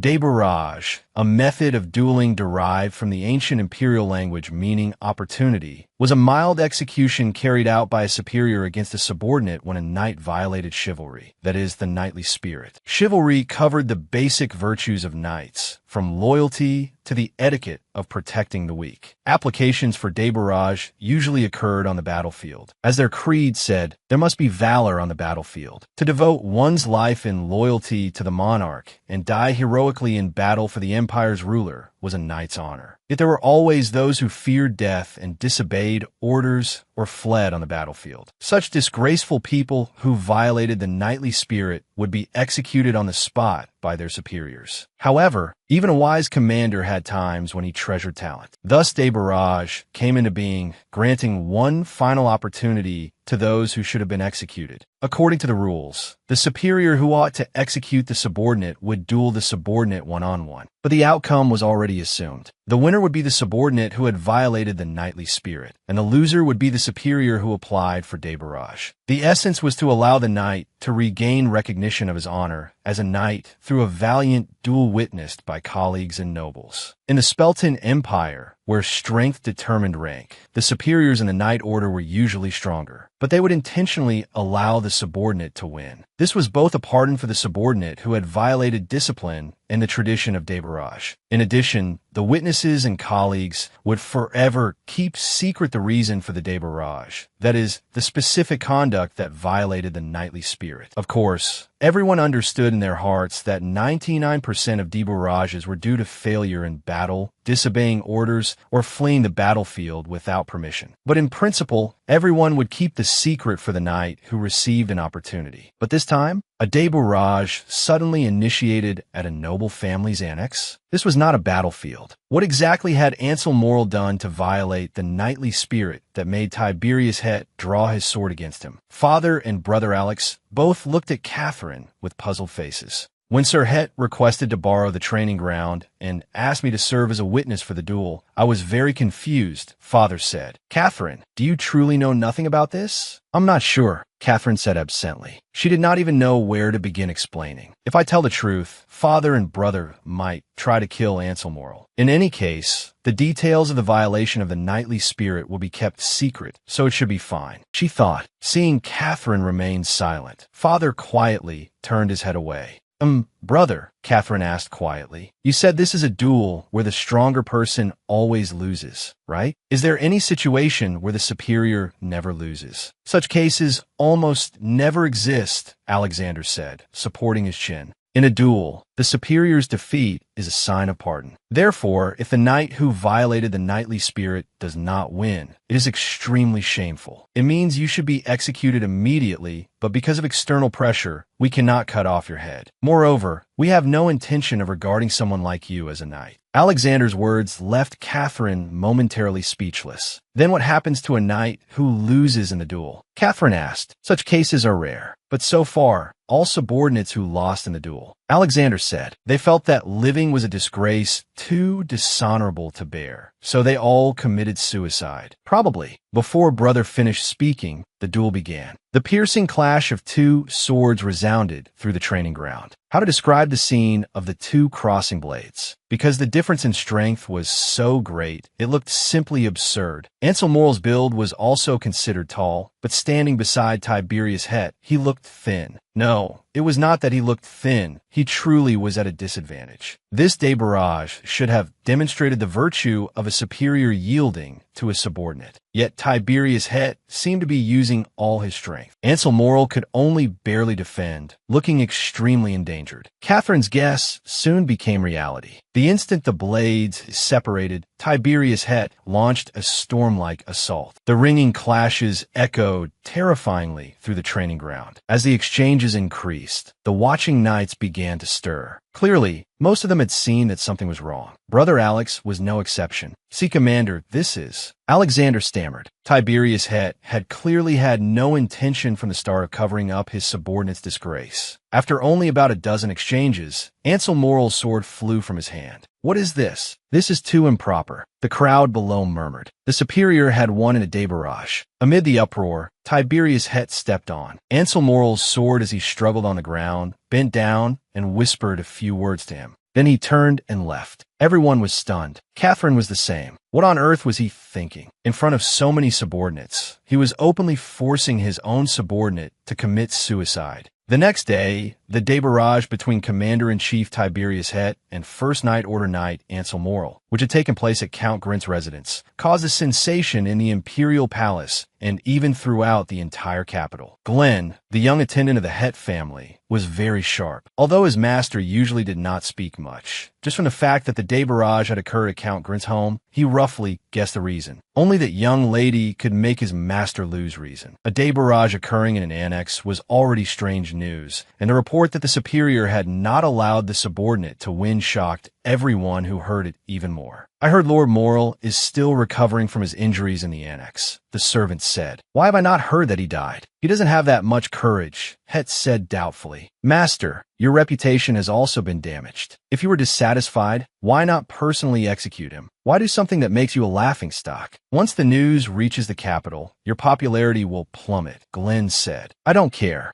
Do you have not the slightest pity for a subordinate who may commit suicide at any time?" His master lazily leaned against the sofa in the annex's sitting room. Hearing this, he tugged at the corner of his mouth, sat up, and looked at Glenn. "If it were you, would you pity him?" "Frankly speaking, I wanted to deal with him then and there. But Kate interfered, so I failed to do as I wished." He seemed to recall something. "If someone were about to die in my house, of course someone would stop it," Glenn said. "If you had been there at the time, you would have done the same." "That damn bastard. Slitting his throat wouldn't be enough," Het said. "Your expression is full of menace. My lord, you had best hide this side of yourself from that young lady. Your face is already stern. If she learns that your personality is equally destructive, she will not come near you." Glenn said, "More importantly, Glenn, who is the physician of Count Grint's household?" Het asked. "My lord, have you mistaken me for their butler? It is Sir Victor Fernando." "Why do you ask? Contact him. Tell him I want to see him. Have him come to the estate." Het seemed to ignore Glenn's words.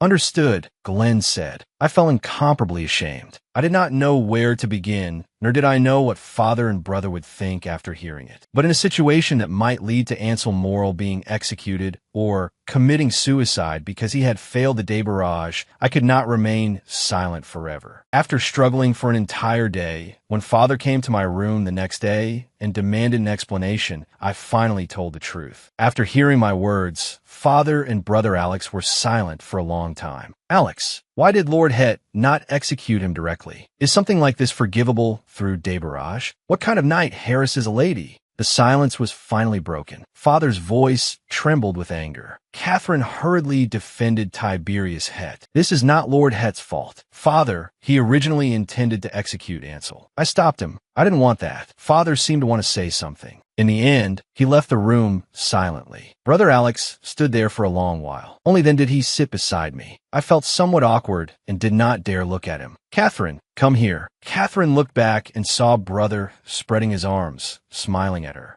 Catherine could no longer hold back and burst into tears. Ugh, brother. Brother gently patted Catherine's back and did not say much. He simply kept stroking her back. That was enough. Nothing needed to be said. Her chaotic, frightened emotions gradually calmed. When her tears had flowed until she could cry no more, brother finally pulled Catherine out of his embrace and looked into her eyes. Oh dear, our peerless beauty has cried herself into a little tabby cat. You're so ugly. What are you saying? Catherine said angrily. Ha ha ha, I'm joking. Brother wiped Catherine's tear-streaked cheeks and pulled her into his arms again. Don't be too sad. Father isn't truly angry. He is only disappointed. Right now, I dare say what he wants to do most is break Ansel's arms and legs. I don't know why you suddenly decided not to marry him, but as your brother, I think this is the best result, Alexander said. Why? Catherine asked. Because I know that bastard never truly loved you, Alexander said. I hope you can meet someone who will cherish you, who will love you like Dad and I do. No, someone who will love you even more than we do. Someone who will make you happy. I don't know whether you have already forgiven Ansel, but asking me to change the outcome of the match or help him is not something I can do. To be honest, as your brother, I do not want to help him at all right now. Please, brother, she pleaded. This isn't about forgiveness. The thought that someone might die because of me is horrifying, especially if that person is Ansel. I understand how you feel, Alexander said, scratching his head. But considering what he did to you, not giving him the punishment he deserves is absolutely not an option. If we turn a blind eye to this, our family's reputation will become a joke. He stroked Catherine's head. This has to be decided by Father. But from the look of it, he is even more determined than I am. You must be exhausted. Don't worry too much. Rest well tonight, all right? After saying that, Alexander left. At Duke Het's residence. Sir Fernando, it is a pleasure to meet you. I hear you are the physician of Count Grint's household. Is that correct? Het asked, facing Tiberius Het, who sat across from him and calmly observed him. Victor Fernando could not guess his thoughts at all. He began to break out in a cold sweat again. Ah yes. May I ask if you're feeling unwell? A slight headache. Perhaps I have been thinking too much. But Mr. Fernando, I heard you were the family doctor of Count Grint's household. When Tiberius Het suddenly mentioned Count Grint's household, Victor Fernando trembled violently. In fact, Victor Fernando had already advised Catherine many times to tell the truth as soon as possible. But she always said she had difficulties she could not speak of. After repeatedly questioning her, he learned that Het was someone who advocated neither marriage nor children. He thought such a person might indeed keep his mouth shut. He remembered Catherine's words, "If I tell the truth," and he shouts, "You ruin my life. What then? What if he gets angry? Maybe we should agree to both keep quiet, and I'll raise the child myself." Putting aside Tiberius Het's refusal to marry, Victor Fernando greatly disliked him for making Catherine suffer like this. "Yes, I'm a family doctor there." His answer involuntarily became vague. "I hear Miss Grint has been feeling unwell lately. What exactly is wrong?" A doctor cannot disclose a patient's medical details. Of course, unless Lord Het and Lady Grint are husband and wife. He stared at Het and thought, how absurd. He does not want to marry, yet only wants to. It's over, Fernando thought. If Catherine were his own daughter, he would have wanted to go find Tiberius Het immediately and settle accounts. Even now, he could not help wanting to grab this young man by the head and curse. "You bastard." But he still endured it. It is 6 weeks now. No, 7 weeks, right? Het's seemingly casual question startled Victor Fernando. He was talking about the weeks of pregnancy. It seemed he knew the truth. Catherine must have told him. Yes. What do you intend to do? Although I have heard about your views, now that the child is already here, surely you cannot persist in refusing marriage. Fernando was speaking as if lecturing him when he suddenly saw Tiberius Het's dumbfounded expression and froze. There really is a child. Het stammered. Didn't you ask because you already knew? Fernando said. No, I was only testing you. Watching Het clutch his forehead and laugh awkwardly, Victor Fernando broke out in another layer of cold sweat. The young master's mother truly hated sour things in the past. How much did she hate them? They say many pregnant women suddenly crave sour foods after becoming pregnant. She would not even touch oranges that were perfectly sweet. No one knew how she could so accurately taste sourness that no one else could detect, but she refused to eat them. Yet strangely, when she was pregnant with the young master, she wanted nothing but oranges. Pregnant women often crave sour foods. Is that not interesting? And pregnant women with severe morning sickness suffer terribly. Did you know? Because of morning sickness, your mother could not eat the food she usually liked, and she lost a great deal of weight. Though he would not call himself dull, he was not exactly quick-witted either. This suspicion had begun by chance. That day, when he recalled the old story about the wet nurse and the director's mother, those long-buried memories suddenly flashed through his mind like lightning. He had heard of Catherine's reactions from Count Grint. Catherine, like his mother, did not like sour things very much. But seeing her pick out only the oranges from her salad, how did that look like someone who hated sourness? Of course, if he had not seen her retching at herring steak, unable even to hold her knife steady, he would not have suspected anything even if she ate oranges every day. Everyone was different. Pregnant women with severe morning sickness suffered terribly. The young master's mother had lost a great deal of weight because of morning sickness, and her complexion had been poor. How could someone who claimed to have a cold and body aches retch so violently at the sight of food? The more he thought about it, the more she resembled his mother when she was pregnant. His suspicion deepened layer by layer. Beginning with one doubt, he searched for evidence as though fitting together a puzzle, and soon reached a conclusion. Though there was almost no concrete proof, in the end, he summoned Catherine's family doctor alone. Victor Fernando returned to the present. This was absurd. Looking at the stunned head, Victor Fernando felt tightness in his chest. If he had been forced to reveal the secret, then he could only lay everything bare. Victor Fernando slapped the table with a crack. Tiberius Het flinched in fright. What is absurd about it? When a man and a woman have relations, naturally there is a chance of pregnancy, is there not? Igriagis, you are right. I was thoughtless. I was clear-headed that day, and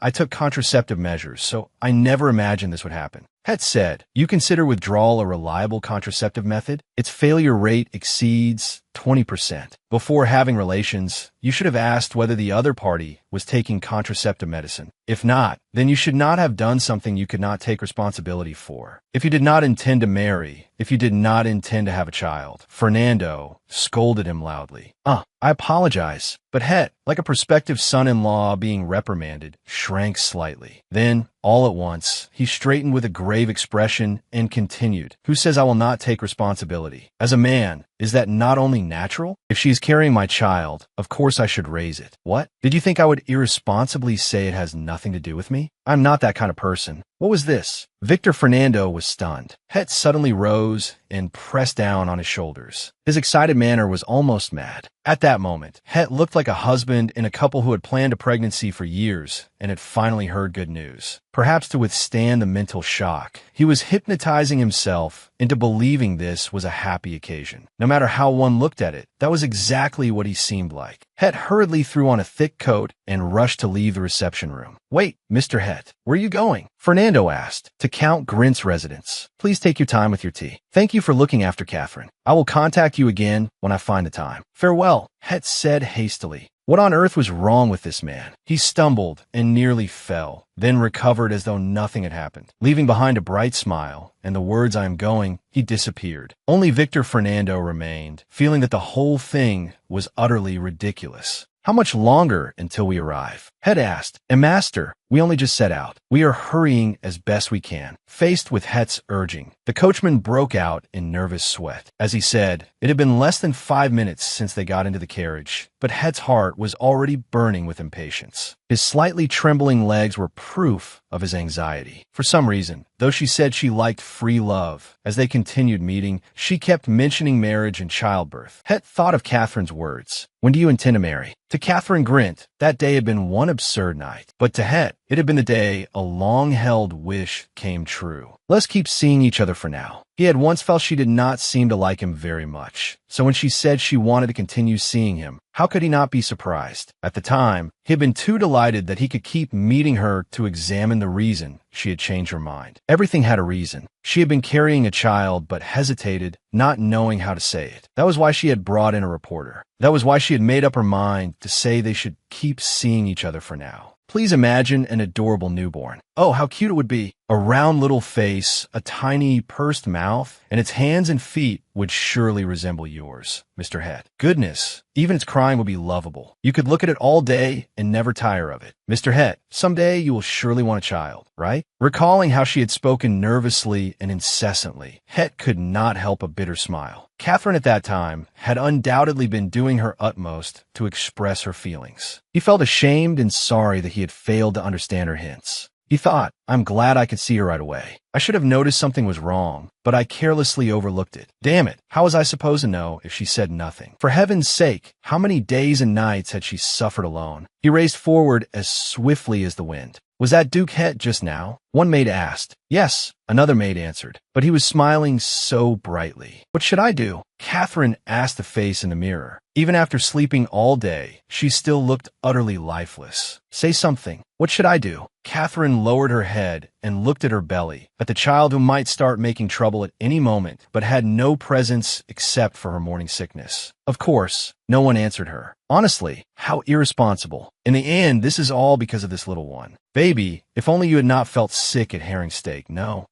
that is not right. How can I blame you? Back then, even if I had not clung to Het and said we should sleep together, no, why blame me either? This is all the fault of that utterly wicked Ansel Morrill. Catherine's heart was full of contradiction. Yes, that was it. Though she found him truly hateful and disgusting, she could not pretend not to know his situation now. Thinking that Ansel Morrill might be spending every day in despair, calculating when he should end his life, Catherine's head felt as though it would split. Was this reasonable? No matter what wrong he had committed, she absolutely did not want him to kill himself. She feared she would remember it for the rest of her life and live burdened by guilt. What kind of punishment for Ansel was that? It was clearly punishment for her. Catherine thought. She had thought that after the judgment of the débarrage was over, the matter could quietly pass. She had been a fool to trust Het. No, the real problem was that the result of the débarrage had been made public. People would surely speculate. This was not a battlefield noble's household. So how could such a thing happen? Then they would point fingers at her.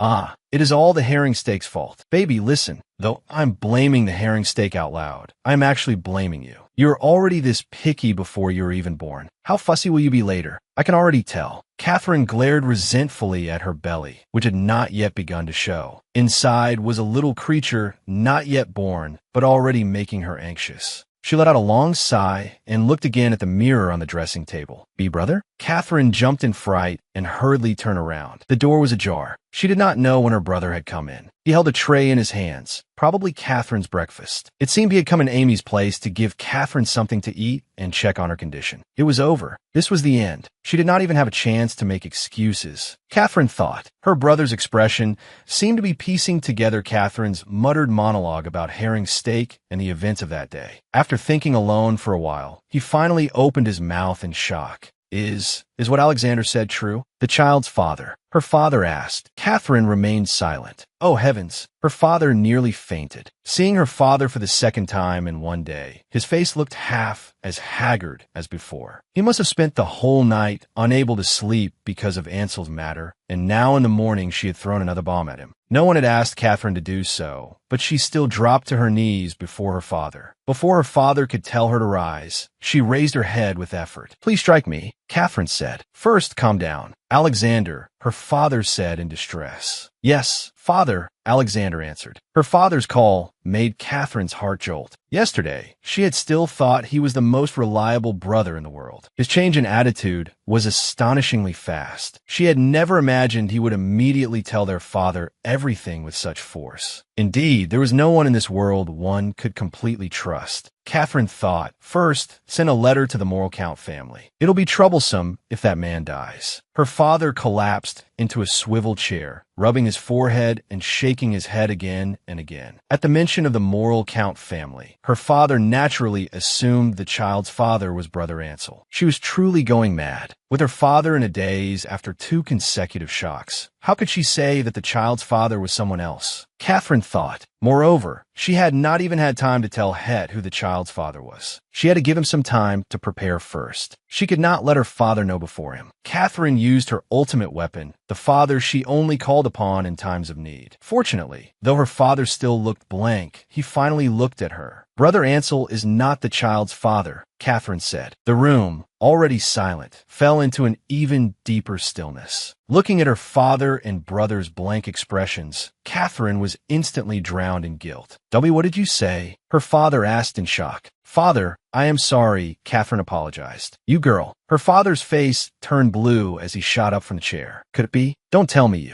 you and Mr. H. Het were together? That day in that place? No, it is not like that." Though the fact of her pregnancy had been exposed, Catherine still wanted to conceal for a little longer that the child's father was Het. Now she had to calm her father and brother first, then personally go to Het's home. At this point, she had to lay everything bare. Once she went, she would close her eyes, say it clearly, and then discuss what to do. Yes, once she said it, then, "Master, Mr. Het has now arrived at the residence." A sudden announcement rang out. What? From outside the door came the report that Tiberius Het had arrived unexpectedly. Catherine was so frightened she nearly fainted. Not even 1 minute had passed since she had denied that Mr. Het was the child's father, and now he had come. What kind of cursed world was this? Just as her pregnancy had been discovered and she was being questioned about who the father was, the child's actual father arrived. If God truly existed, why would he do this to her? Catherine thought, why has he suddenly come? Her father asked, perhaps because of Ansel's matter. After all, there are many rumors, Alexander said. Though the situation was bizarre, her brother's words were reasonable enough to make Catherine sigh in relief. Aside from what happened that day, what reason would Het have to come to our house all of a sudden? Catherine secretly rejoiced and immediately turned to leave. Count Grint. Het knelt on one knee. "Madam Grint, I have come to formally ask for your daughter's hand in marriage." His gesture shocked everyone. Seeing Catherine's mouth also fall open, Alexander asked, "Why are you the one looking surprised?" At first, Het had not intended to go directly to Count Grint. "Mr. Het, Lady Catherine is currently with Count Grint. I will look for Lady Catherine again on your behalf. I shall escort you there at once." "Very well," Het said, and thus this meeting came about. Her father had clearly detained Catherine on purpose and had Het brought here. His intention could not have been more obvious. Every minute felt as long as a year. Time seemed to stop until, with a click, the door opened and Tiberius had appeared. Only then did time begin to flow again. Het glanced at Catherine, then bowed to her father. Caught in the middle, Catherine could only watch their expressions. "What brings you to our humble residence?" her father asked. "I have something to report to the Count," Het said. "Speak," her father replied. "If it concerns Mr. Morel or the de Barrage, I do not particularly wish to hear it. I thought you, Mr. Het, had sufficient reason to ignore such matters." "Etensweld? Ah, thank you for thinking so, but I did not come to speak of those matters." "Then what is it?" her father asked in confusion. Her father looked suspiciously at Tiberius Het, then looked again at Catherine. "If I say I came because I discovered she was pregnant, he will be furious and ask why I only found out now." Het thought, if I say I came to ask permission to court Catherine, he might misunderstand the de Barrage as jealousy toward a rival. If Catherine Grint realizes why I came here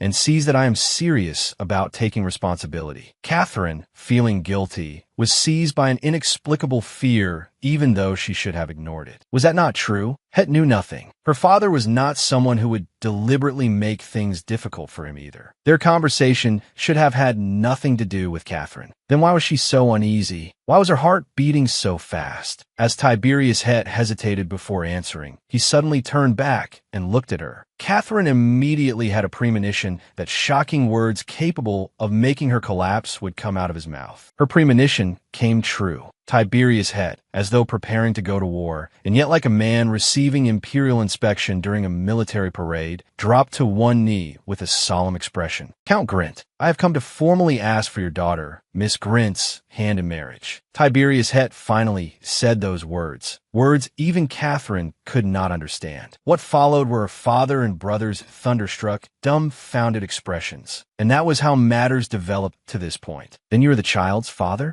her father asked. "You were dating Ansel at the time. And then, at some point during that, you began seeing this fellow too?" her father asked, bewildered. "Catherine, that is not it, father. I was never truly in love with Ansel." I understand. Then does that mean the two of you were dating before? Her father asked.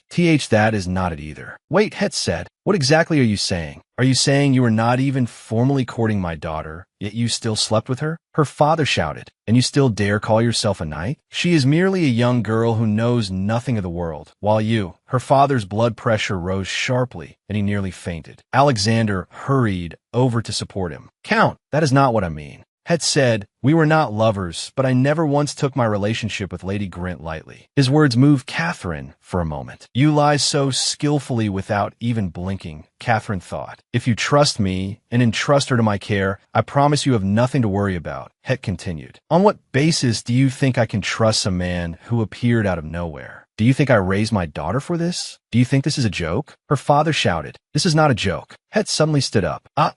His sudden movement made her father's blood pressure shoot up again. Father, please calm down. Catherine shouted. I will not strike back until you calm down. If you insist on hitting me, then hit me, Het said, kneeling again. Do you think I am weak just because I am old? In my day, her father said, rolling up his sleeves. Father, Catherine suddenly shouted. She shielded Het with her hand. Enough. What did he do wrong? He said he would take responsibility. Catherine said, of course, he had certainly put an overwhelming amount of pressure on her. But even so, Tiberius stared at her in astonishment. He had thought he would be fighting alone, only to gain an unexpected ally. Why you? The Count trembled with rage. His precious daughter, whom he had raised for 22 years, had not only caused a great disaster, but was now defending a strange man in front of him. He felt his blood pressure plummet and his strength drain away.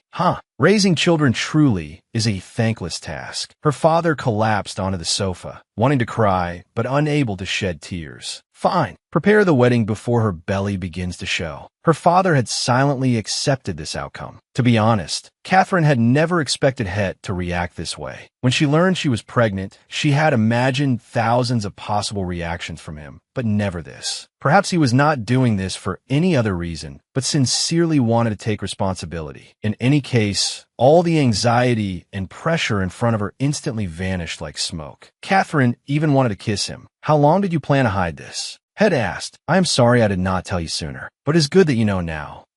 Thinking about the suffering I went through these past few days is truly dreadful, Catherine said. How is your body? Het asked. I'm fine now. As long as you do not scare me again like you did just now, I will not faint, Catherine said playfully. I'm sorry, Het said. Your way of speaking suddenly became concise. Catherine narrowed her eyes. Tiberius shrugged and curled his lips in satisfaction. We are about to become husband and wife. There is no need to be so formal. If you wish, you may also speak more casually. I do not mind. I will take my time. After all, I am still young, Catherine said. Then from today onward, I will call you Catherine. His expression was so serious that Catherine did not know whether to laugh or cry. It was only a form of address. Did he need to be so solemn? As you like. Then I will call you casually too. What should I call you? Tibby? Catherine said. Though it sounded a little like the name of a family dog, it was oddly cute. Seeing that he seemed to like it too, she decided on it. Then Tibby it is. Do you like it? Catherine asked, looking at the pleased Het. What is this? Tiberius pointed with his chin at the parchment and pen Catherine had prepared on the desk. I am writing the agreement for our happy married life, Catherine said. Happy what? Het coughed with a flushed face. It seemed he had no resistance to such embarrassing words. She would have to be careful in the future. Though the road ahead was uncertain, it would be hard to find a man this earnest in the entire capital. Tiberius was actually quite good. Catherine decided to properly thank him for his courage. Article 1. She began writing. Tiberius Het and Catherine Grint. Catherine had never dated before and did not know how to write such a thing. But considering that Tiberius's life creed of never marrying and never having children had collapsed, she thought she should be as considerate as possible. Within the possible range, she would give him freedom. Respect each other's freedom, so long as it does not cause problems. Holmancy. After finishing, Catherine looked at him in satisfaction. His face darkened. His already cold and handsome face became even more frightening. He snatched the paper away and tore it to shreds. She would call him Tiberius, after all. This man did not deserve an intimate nickname so easily. Selfish and rough. Just remembering how he had snatched away the happy marriage agreement she had written, ripped it to pieces, and glared at her with a frown made her furious. Catherine thought. Heaven knew what he was thinking. No matter how fierce he looked, he should know that behavior was frightening. Just as Catherine's heart pounded like a drum, and she did not know what to do, he spoke. There is no need for any problems in a happy married life. I'm trying here. Do not go too far, Catherine said incoherently. No need. Do not try. It would be best if you stayed away from me. Seeing you annoys me, Het said with a gloomy face. What did you say? Catherine shouted. He thought she was not trying for herself, but for him. Even if they were forced together because of the child, if they made an effort, perhaps they could become a healthy and affectionate couple. Yet Tiberius treated her as a nuisance and said there was no need for a happy marriage. Catherine understood that their marriage was unusual, but refusing even to try was too cold. I'm such a fool. I actually imagined having a happy marriage with a bastard like you, Catherine shouted. Huh? What an honor to be called a bastard by you, Het retorted. You infuriate me. We are not married yet, so do not speak informally. Use respectful speech. Catherine shouted. Disgusting. Disgusting. Tiberius was 100 times more childish than Catherine had imagined. At his age, he was still a knight who did not understand compromise. Catherine angrily argued with him for over an hour before he left in resentment.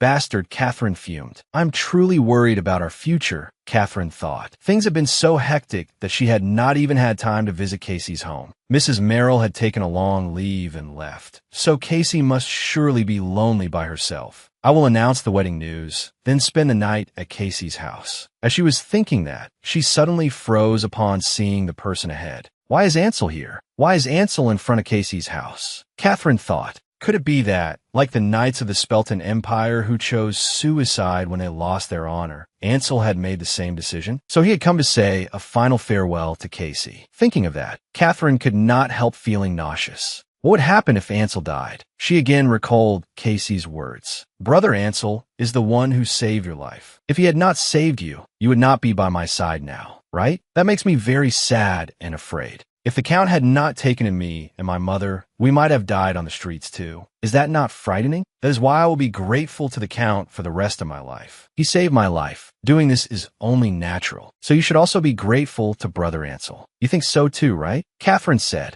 Memories surged in like a tide. Catherine found it hard to breathe. If Ansel truly killed himself, what would that make her? He had saved her life, and yet she had become the one who drove him to death. She thought, is he going to find Casey, or has he just come out after seeing her? If he confesses everything to Casey, what kind of eyes will she look at me with? Catherine, is Brother Ansel so insignificant in your heart? You said you liked him. You said he was your benefactor. How could you give up so easily? One day, you will abandon me like that too, won't you? Even though Casey had said nothing, Catherine could see her resentful expression before her eyes. A suffocating sensation rushed over her. I must stop him. No matter what, I must stop him, Catherine thought. If I cannot, I will kneel to Father or beg Tiberius. No matter what, I must stop him. Just as Catherine resolved herself and walked toward Ansel, Casey came out. The two looked at each other for a long while. Then Catherine could not believe her eyes. Ansel slowly embraced Casey and kissed her. Casey did not push him away. The kiss lasted a long time, as if they had known each other that way for ages. Catherine staggered back into the alley and hid. Her hands trembled, and her mind went blank. What had she just seen?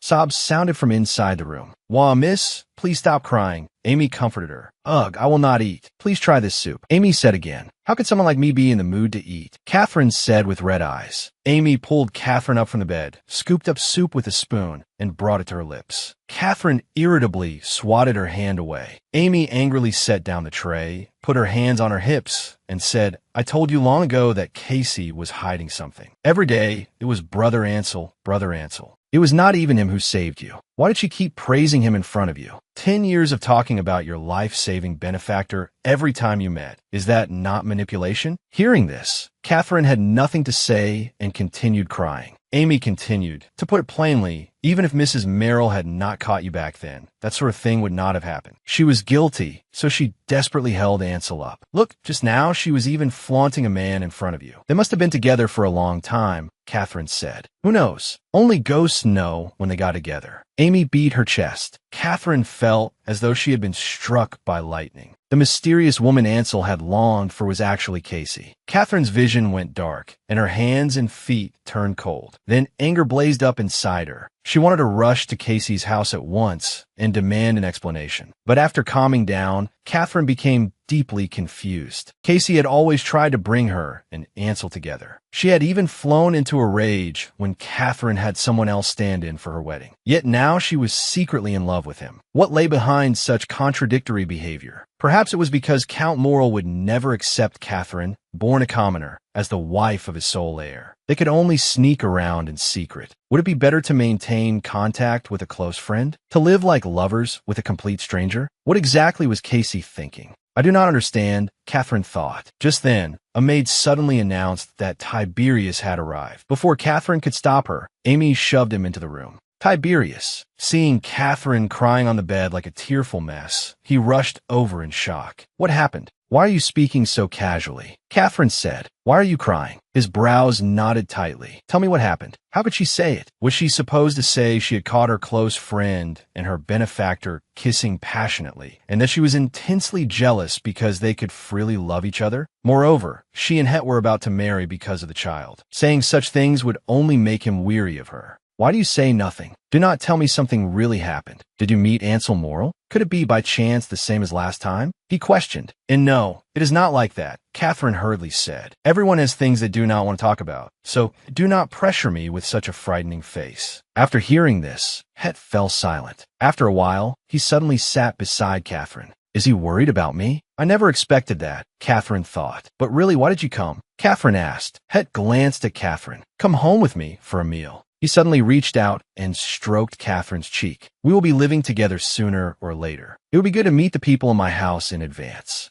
But you do not seem well today. I will come another day. When both of them were sulking at each other, he had come all the way to where she lived and even suggested they share a meal. Catherine thought, he must be setting aside his pride and offering an olive branch to make peace. How long was she going to cling to the past and waste time? All right, Catherine said. Seeing him lower his pride and take the initiative to make peace, Catherine nodded. I will go. I have already lost 10 years. Shall I not look forward now? Catherine thought. Tiberius's home was more modest than Catherine had imagined. Though it was not as grand as the Grin estate, it was warm in just the right way. Welcome, my lady. The butler came forward to greet her. I am honored to meet you in person. I am Glenn, the butler. Nice to meet you. Stop that fake smile of yours. The two showed completely different attitudes. I cannot help it. They just made me this way. Glenn answered Het. That fake smile makes me sick. Just act normal. Oh, thank you for the compliment. The two bickered. It seems he is very casual with the servants in his home, Catherine thought. The cook, Sonia, welcomed Catherine like family. On the table was mild Hibernian cuisine. She had heard women there almost never suffered from morning sickness. Sonia had specially prepared light soup and salad for her.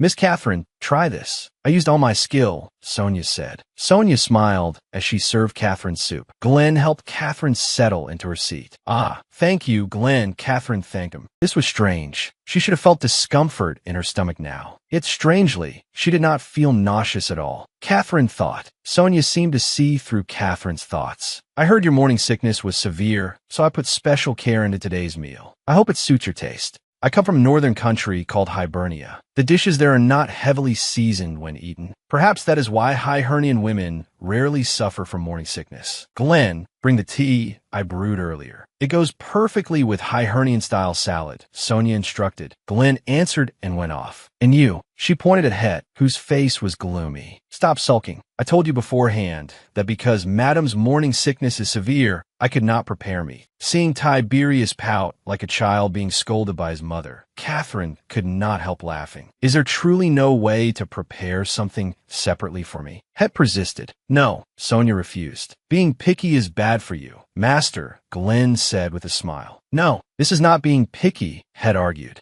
Catherine scooped a spoonful of soup into her mouth. It is delicious. She was amazed. The soup tasted unexpectedly good. There was no harshness at all. Sonia clapped proudly. I am glad you like it. From now on, I will make Hibernian meals for you every day. This lady is truly too adorable, Sonia praised, standing beside the young master. She looks so small and delicate. What should we do? How can someone be as white as snow and as cute as a rabbit? If the baby resembles this lady, whether it is a boy or a girl, it will be unbelievably adorable. Compared to the master? Glenn asked. The young master was not like this when he was little. Among all the children I ever cared for, he was once the cutest, Sonia recalled. Time is truly cruel. Stop talking nonsense and go eat, Het said, covering his flushed face. Oh dear, am I flattering myself too much? This lady is truly too charming, Sonia said with a smile.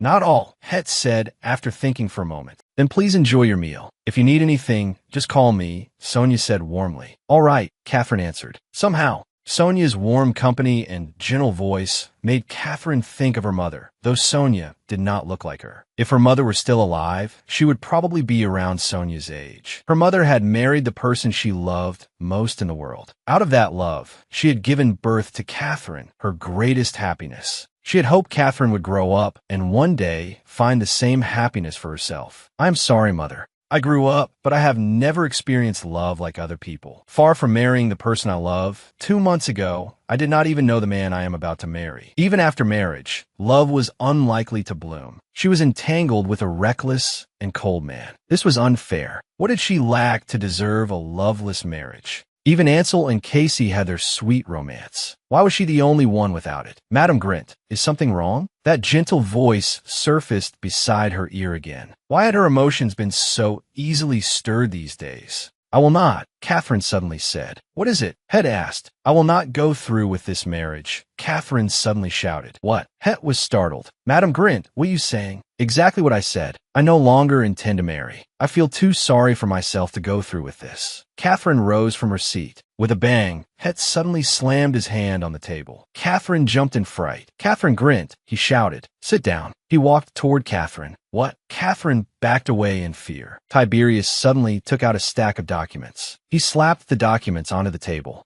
Sign here. The heading on the document clearly read, Spelton Empire Marriage Registration Application. Catherine was startled. No way. Do not make this so difficult. Hurry up and do it, Het said. I said no. She rushed toward the documents and tore them to shreds. But then Het took out even more documents. This was far too thorough. Just how many copies of the marriage registration had he prepared? Catherine thought with a dark expression. Why are you suddenly like this? Then tell me, if not me, who do you plan to marry? Het said, holding his forehead. What did he mean? Catherine thought angrily. I could marry someone else. I may not look beautiful, but I was born into a well-known, noble family. I am young, decent-looking, and very suited for romance. Someone else? Het said with a dark expression. Catherine Grint, you are carrying my child. Yet you dare say you will marry someone else? That rigid, knightly sense of responsibility. That outdated belief that a man must take responsibility for a woman carrying his child. But sincerely loving one's wife was another matter entirely. Expecting a normal romance while carrying deep wounds would be difficult, would it not? Catherine thought. She forcefully pushed Het away. I am leaving. Do not follow me, Catherine said. Catherine Grint, at least tell me why. Het called loudly to stop her.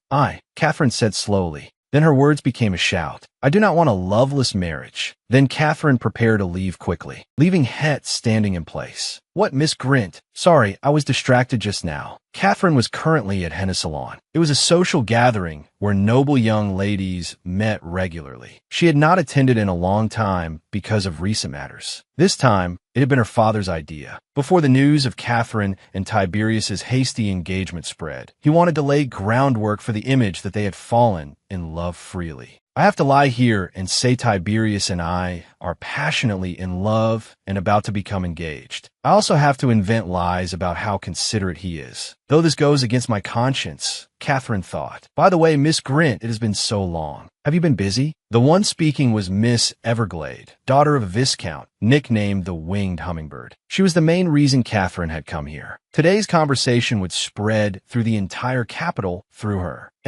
A little. It is somewhat embarrassing, but I'm seeing someone rather good, Catherine said. Oh, who is it? The 5 young ladies in the salon all looked at Catherine in surprise. Mr. Tiberius Het, who serves in the Imperial Night Order, Catherine said. Shit, goodness, that Tiberius Het? The young ladies began chattering all at once. Yes, it was the expected reaction. Catherine smiled awkwardly and nodded. He is currently the most attractive man in the capital. How exactly did you two meet? Hurry, tell us, Miss Everglade asked. We met through my brother, Catherine answered evasively. Oh my, incredible. He is the most sought-after man in the capital right now. I heard so many ladies are interested in him. So the reason he never looked at anyone else was because of Miss Grint, one lady said. And no, not at all. Haha, how awkward. The most sought-after man in the capital was being forced to marry her because of child. She suddenly somewhat understood the maddened look he had worn when he tore up the happy agreement. Catherine thought, in truth, he was not that outstanding, and she did not even know whether they would truly marry. But for the family's image, she might as well fill her mouth with lies. Catherine thought, ugh, this really feels unpleasant. Then, Madame Grint, have you properly resolved the matter with Sir Morrel? Everglade said. Miss Everglade. Honestly, the other young ladies also began speaking. There is nothing to resolve. Madame Grint has already endured too much. Exactly, Madame Everglade. Come now, what is there to resolve? Do you not even know what Madame Grint went through? Just because she liked him does not mean she did not suffer. We all saw it. Do you remember that rainy day? She called and asked if he could come pick her up, but he only sent a carriage, and an empty one at that. Honestly, what kind of person does not even appear himself? He clearly did not care at all. The young ladies spoke up for Catherine one after another. I would rather forget that pitiful period of my life, Catherine thought, wanting to cry. By the way, Miss Grint, Miss Everglade suddenly hesitated. The other young ladies also looked at Catherine with shining eyes. We heard, at the last night gathering held at Count Grint's estate, the whole capital is now talking about it. Mr. Het requested a débarrage duel against Mr. Morrel and won. We are terribly curious. Was it a duel between men for your sake, with the loser withdrawing? Otherwise, why would he request a duel and win? The other ladies nodded one after another. I had been wondering when someone would bring that up, Catherine thought. We are terribly curious. Was it a duel between men for your sake, with the loser withdrawing? Otherwise, why would he request a duel and win? The other ladies nodded one after another. No, then why? The young ladies asked one by one. I do not know either. And a débarrage duel is, in principle, meant to conceal its circumstances. It would not be polite to dig into a matter that violates the rules, Catherine said. The young ladies all expressed understanding. Seeing that she seemed to know but refused to say more, they were disappointed but could only nod. By the way, why has Miss Brown not come? Last time I came, she had also not appeared in a long while. Is she unwell? Catherine changed the subject. It had only been a casual question, but she discovered that the young lady's expressions had turned strange. Miss Grint, have you not heard those rumors? One lady said. Heard what? Catherine asked in confusion. Miss Everglade lifted both hands and made a gesture around her abdomen. Miss Brown is pregnant. Hearing this, Catherine, who had been drinking tea, spat it out. What? Catherine was shocked. Goodness, Sybil Brown? Truly? She was still an unmarried young lady and not yet of age. This was too shocking. It seemed she wanted to hide it and stay home all the time. Last time, Miss Cindley happened to run into her taking air in the suburbs. What happened? Catherine's shock seemed to interest Miss Cindley, who took up the story. She was terribly frightened. When asked who her lover was, she refused to say. It must be some unspeakable relationship. She said she would give birth to the child and raise it herself. Completely insane. What? She does not know who the child's father is? Only the Brown family knows, I suppose. Perhaps the other party did not want to take responsibility and ran away. After all, if he were an ordinary nobleman who would seriously date a young lady from the Brown family, which is nothing but a name, he was probably just playing with her. Fortunately, she stopped going out after becoming pregnant. Out of sight, out of mind. To be honest, she was never really one of us to begin with. How did she get into the salon back then? Probably luck. Thinking of Sybil Brown, she was an excessively kind girl. Back then, after Madame Mira, the salon hostess, recommended a book, they had gotten to know her by chance, and she joined them. Remembering how Sybil had only blushed shyly whenever asked about her lover, Catherine was deeply shocked. She was pregnant, and the father had run away? Was that not absurd? You know, women should be proper and composed, not sleep with people casually. She clearly did not think things through. Goodness, perhaps that man came from a prestigious family. Perhaps she thought this was an opportunity to change her life. She is too stupid. How is she going to prove it is his child? What did she think would happen? She makes all women share in her shame. The young ladies chattered all at once.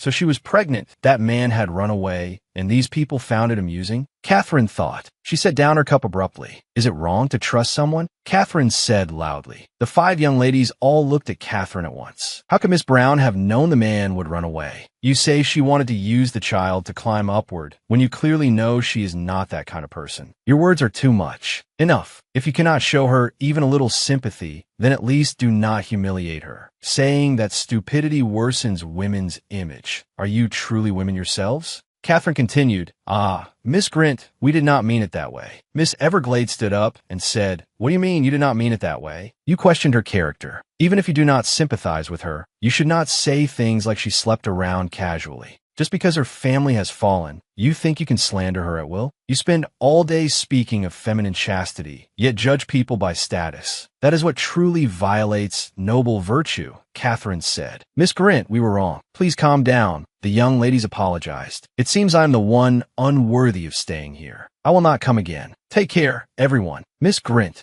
Miss Everglade hurriedly grabbed Catherine's skirt, but Catherine shook her off with force and left the salon angrily. Perhaps it was because I saw myself in her. Catherine thought. I lost control of my emotions. If Het had not proposed to me, those girls might have directed all that hatred at me instead of Miss Brown. As she descended the stairs, Catherine noticed someone downstairs. Commander Het. It seemed he had been waiting for her below the whole time. How did you know I was here? Catherine asked. I went to your residence. They said you would be here, Het answered. Just like that, she was reminded again of that rainy day. About what we discussed last time, Het asked. You mean when I said I did not want a loveless marriage? Catherine asked. Yes. What exactly did you mean by that? Het asked. I meant exactly that. I did not want to fall into a loveless marriage. Catherine said. If I must marry, I want it to be with someone who truly loves me. I want to fall in love first, then grow within that love through marriage. I know it sounds childish, does it not? Catherine continued. That day I thought too much and said a lot of nonsense. Forget it. Then the kind of relationship you want. Het said, why not have it with me? Though the order is reversed, what does that matter?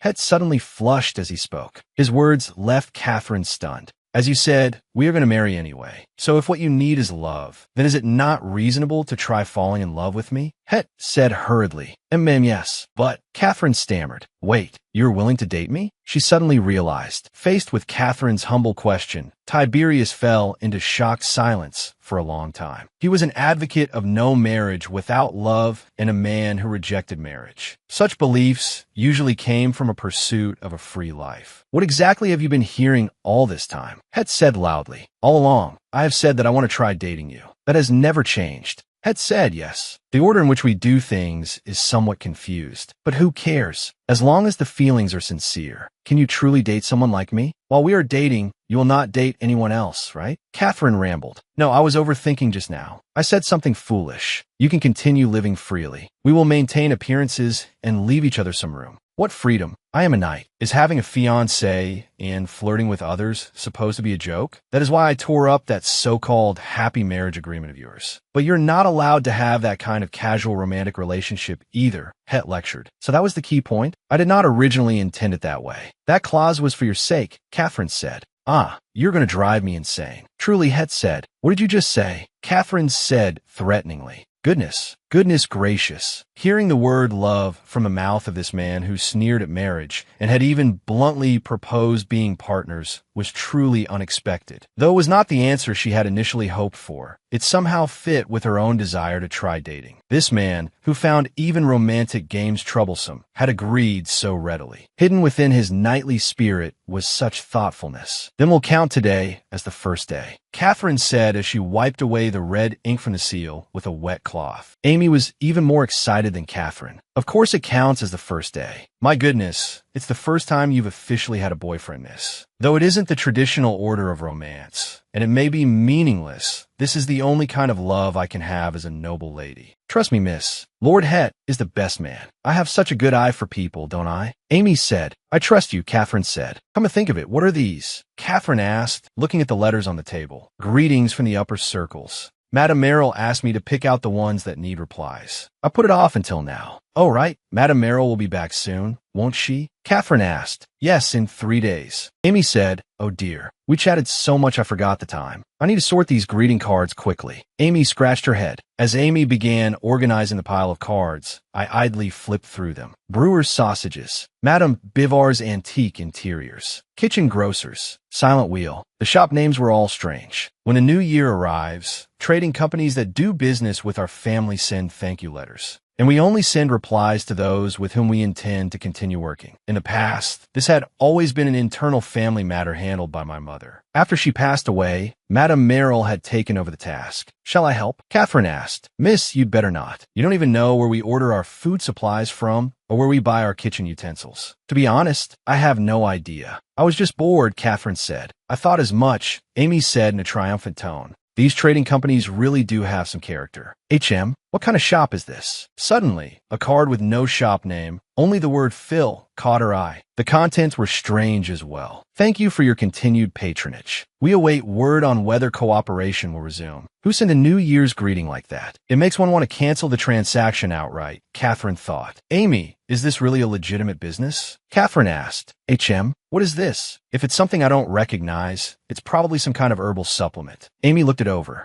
She said, these must be people we dealt with when Madame was still alive. Some of them still think she is alive and keep sending greetings. Oh, I see. Catherine said, when my mother was alive, she relied heavily on medicine. My father insisted that she try anything that might be good for her health. Madame Merrill used to order rare and expensive herbs from all over. Then I suppose we don't need this anymore. Catherine said, all right, hand it to me. I'll gather them up and dispose of them together, Amy said. Ansel remembered everything that had happened that day again, after he and Casey had kissed passionately. Hold on a little longer. Brother, why are you so weak? I'll take care of it. I'll go see Catherine. Don't lose heart. Only you can destroy that bastard. Right, Catherine? Though Casey had repeated sweet words to him, Ansel kept thinking back to that day. Who do you think is the person who can love me? Casey said. Catherine's husband had to be him. It could only be him. Ansel forced down the darkness in his heart. If you weren't Catherine's man, I don't think I would ever have fallen in love with you. Ansel thought, of course, that is how it should be, enduring his headache. That position belongs to me. The words spoken to Catherine at Henna's salon that day circled in Ansel's mind. When he left Catherine's house, what filled his head was not his lover's lovely appearance, but Catherine's final expression.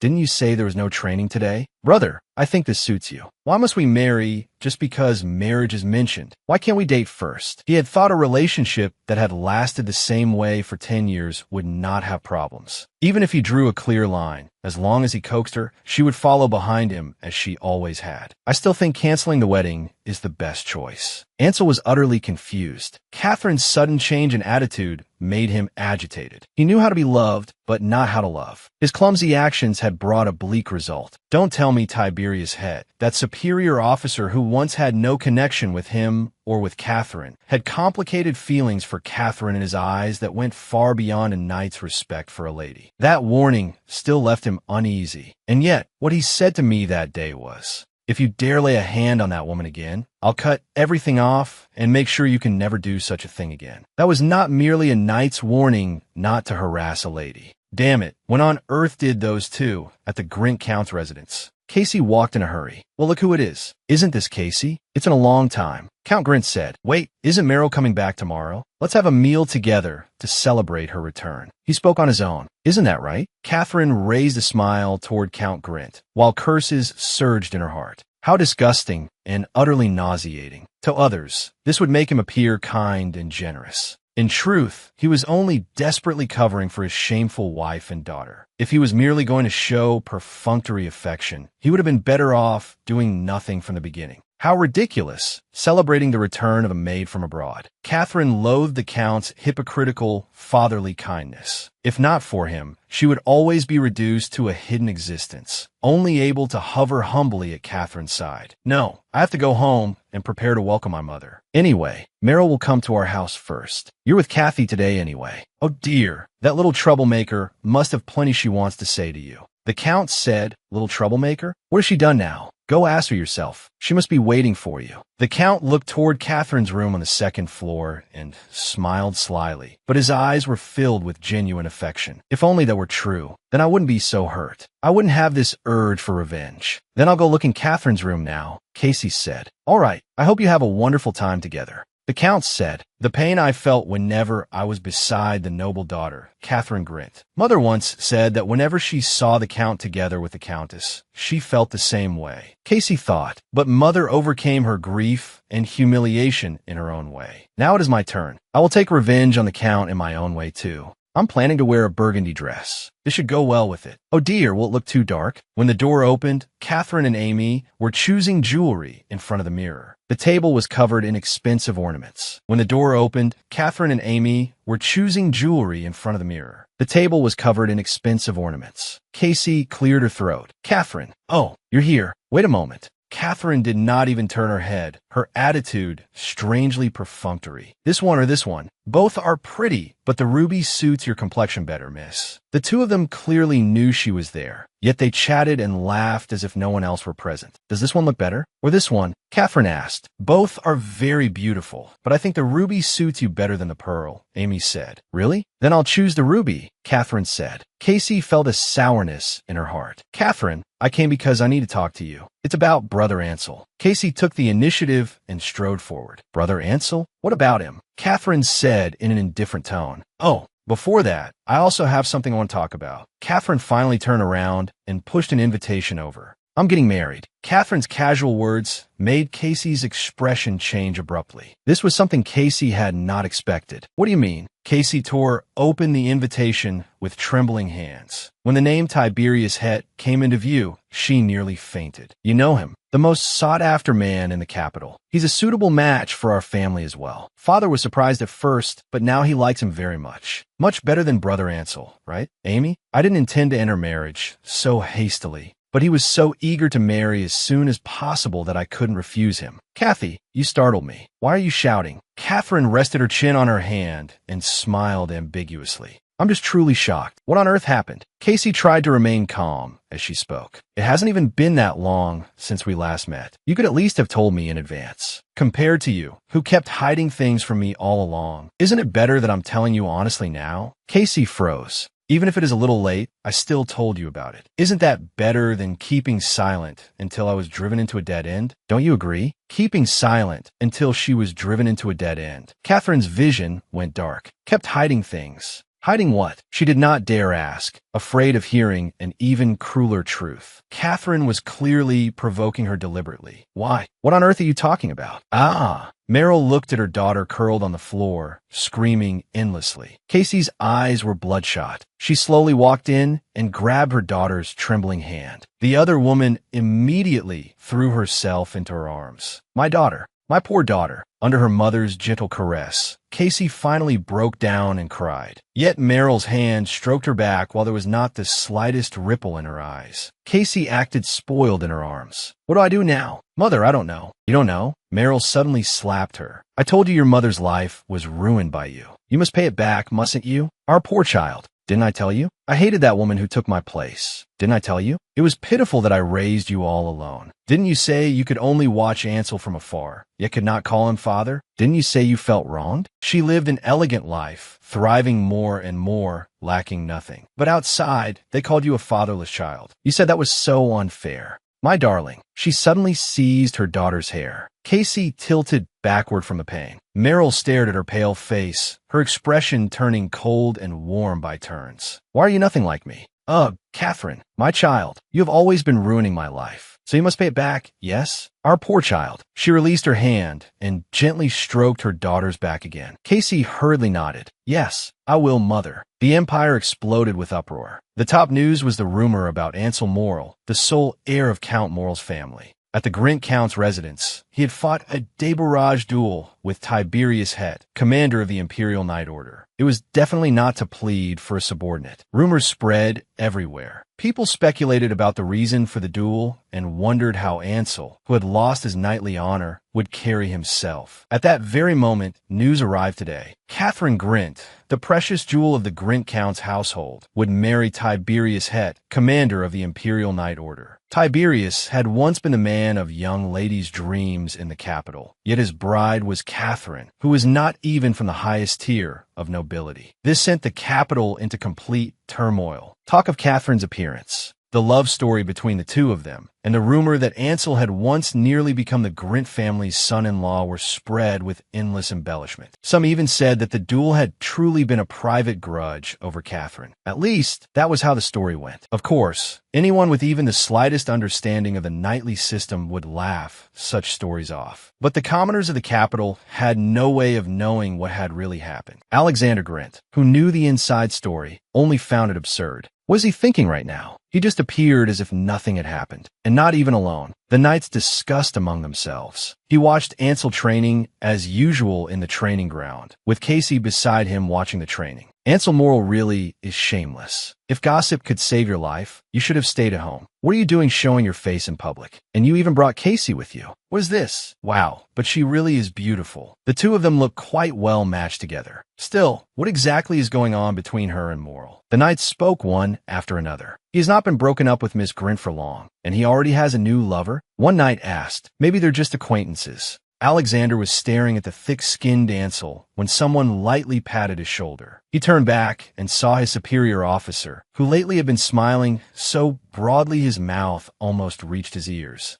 Commander, what is it? Grint had asked. Me? I was just preparing to return home after training. However, Alexander choked on the awkward form of address and jerked his chin to the side. Ansel was training as though nothing had happened, with Casey beside him. Tiberius shrugged. I expected it. Don't worry. All right, when you return home, give this to Catherine for me. He handed over a small box stamped with a dessert shop's logo. What's this? Alexander asked. I bought it at number 11 Bout Street. A new Mont Blanc Castella from Chocolate Pom Pom Bakery. She said she wanted to eat it. By the time I finish training, it will probably be too late. Het said. Alexander raised his brows with a dry smile and accepted the box. Brother Alex. A familiar voice came from behind him. Casey approached with a bright smile. Oh, Casey, are you enjoying the visit? Alexander asked. Very much. But Casey glanced toward Tiberius. This must be the commander, right? Catherine's, yes. This is our commander. And also Catherine's. Alexander introduced him. I know. Casey smiled gently. Catherine has been busy with the wedding lately, so she hasn't had a chance to formally introduce us. Fortunately, I met you here. I am Casey Bennington. If you don't mind, Lord Het, could I borrow a little of your time? Casey suddenly withdrew her smile. Catherine has been busy with the wedding lately, so she hasn't had a chance to formally introduce us. Fortunately, I met you here. I am Casey Bennington. I'm glad we finally have the chance to speak today. Oh, you're my wife's friend. Tiberius still smiled, so broadly the corners of his mouth bloomed like flowers. He lifted Casey's hand and kissed it. Tiberius Het, it is an honor to meet you.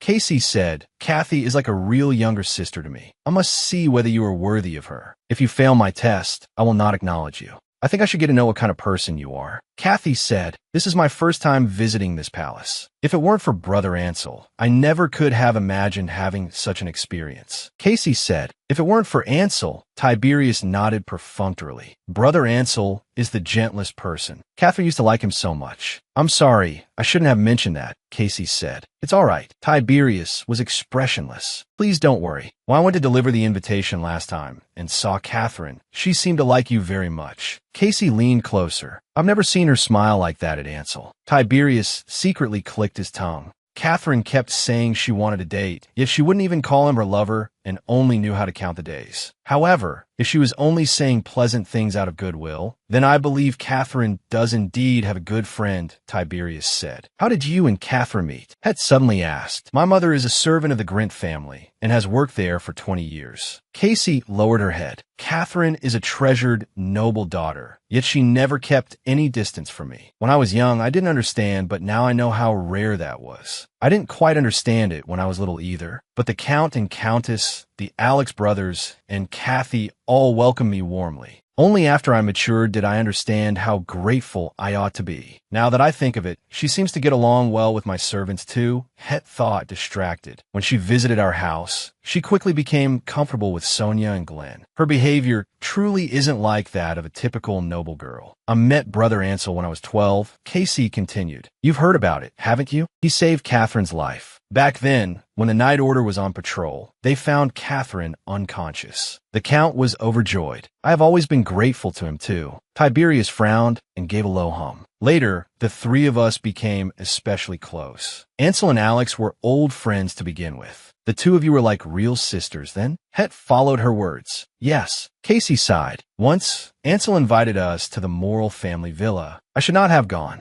Catherine never said it, but she must have thought I was in the way. After that, she ignored me for a week. But after that, I no longer disturbed them. Tiberius narrowed his eyes and observed her. Were those words unintentional or deliberate? The Morrill family has many villas. They often went to stay alone for a few days. Casey's tone was bitter. Though I was jealous, as long as Catherine was happy, that was enough. Miss Casey, Tiberius interrupted. I'm not particularly interested in hearing about Ansel. Let's change the subject. Oh dear, I'm sorry. It's just that the three of us have so many memories together. There is no need to apologize. It's simply that I am not generous enough to calmly listen to stories about my fiancé's former lover. Tiberius smiled without smiling. Actually, the reason I keep mentioning Ansel is because I would like to ask something of you, Casey said cautiously. I heard that at the Grint residence, you used débourrage against him. I don't know the reason, but your punishment has made him very sad. Even if Catherine says nothing, I'm sure in her heart she wants his honor restored. For various reasons, she may not be able to say this to you herself, but I firmly believe this is what she hopes for. Miss Bennington, how are you so certain Catherine would think that? Het said, Catherine and I are not merely friends. We practically grew up together. Casey's tone was certain. Lord Het, it may be a little rude of me to say this to you, but my understanding of Cathy is very likely far deeper than yours. Tiberius stared at her. You may understand her better than I do, but I very much doubt that Catherine hopes Ansel will be treated leniently.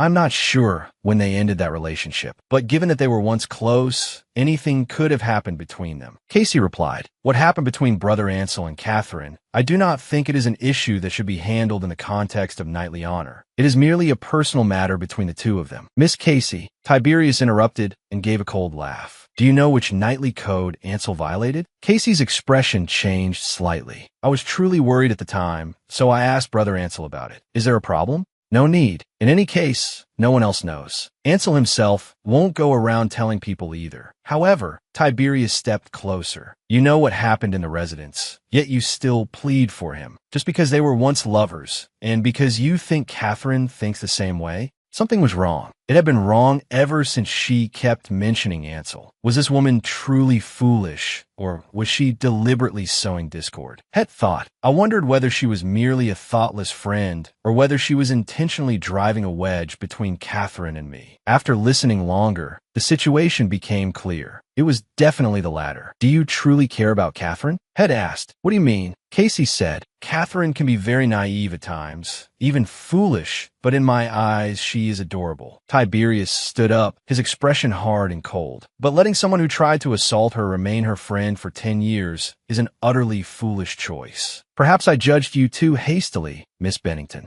But in fact, Catherine chose to keep you and Ansel by her side for more than 10 years. That is not something I can simply dismiss as cute. It is too disrespectful. Casey said, keeping a friend who defends the man who harassed her. Het said, that is the most foolish thing Catherine has ever done. Truly, utterly foolish. Tiberius no longer looked at her and walked straight out of the room. Ordinarily, Tiberius should have gone to the Grint residence, but now his head was full of anger, so he could only return home first. On the way, he thought things over again and again. There was more than one strange thing, but the strangest was still his fiancée's taste. What exactly did she see in Ansel? He tried hard to calm his anger, but he kept remembering the intimate memories of the two of them alone that Casey had deliberately brought up. Master, you're back. Ha ha ha. There's an amazing gift in your room. Shut up. I'm in no mood to listen to jokes. Tiberius brushed Glenn aside, pulled off his coat, and rushed into the bedroom. A piece of human filth who forced himself on a woman. What charm did he have that made her like him for 10 years? His heart was filled with rage over all sorts of things. He simply went to the mirror, took off his clothes, and carefully examined himself in the reflection.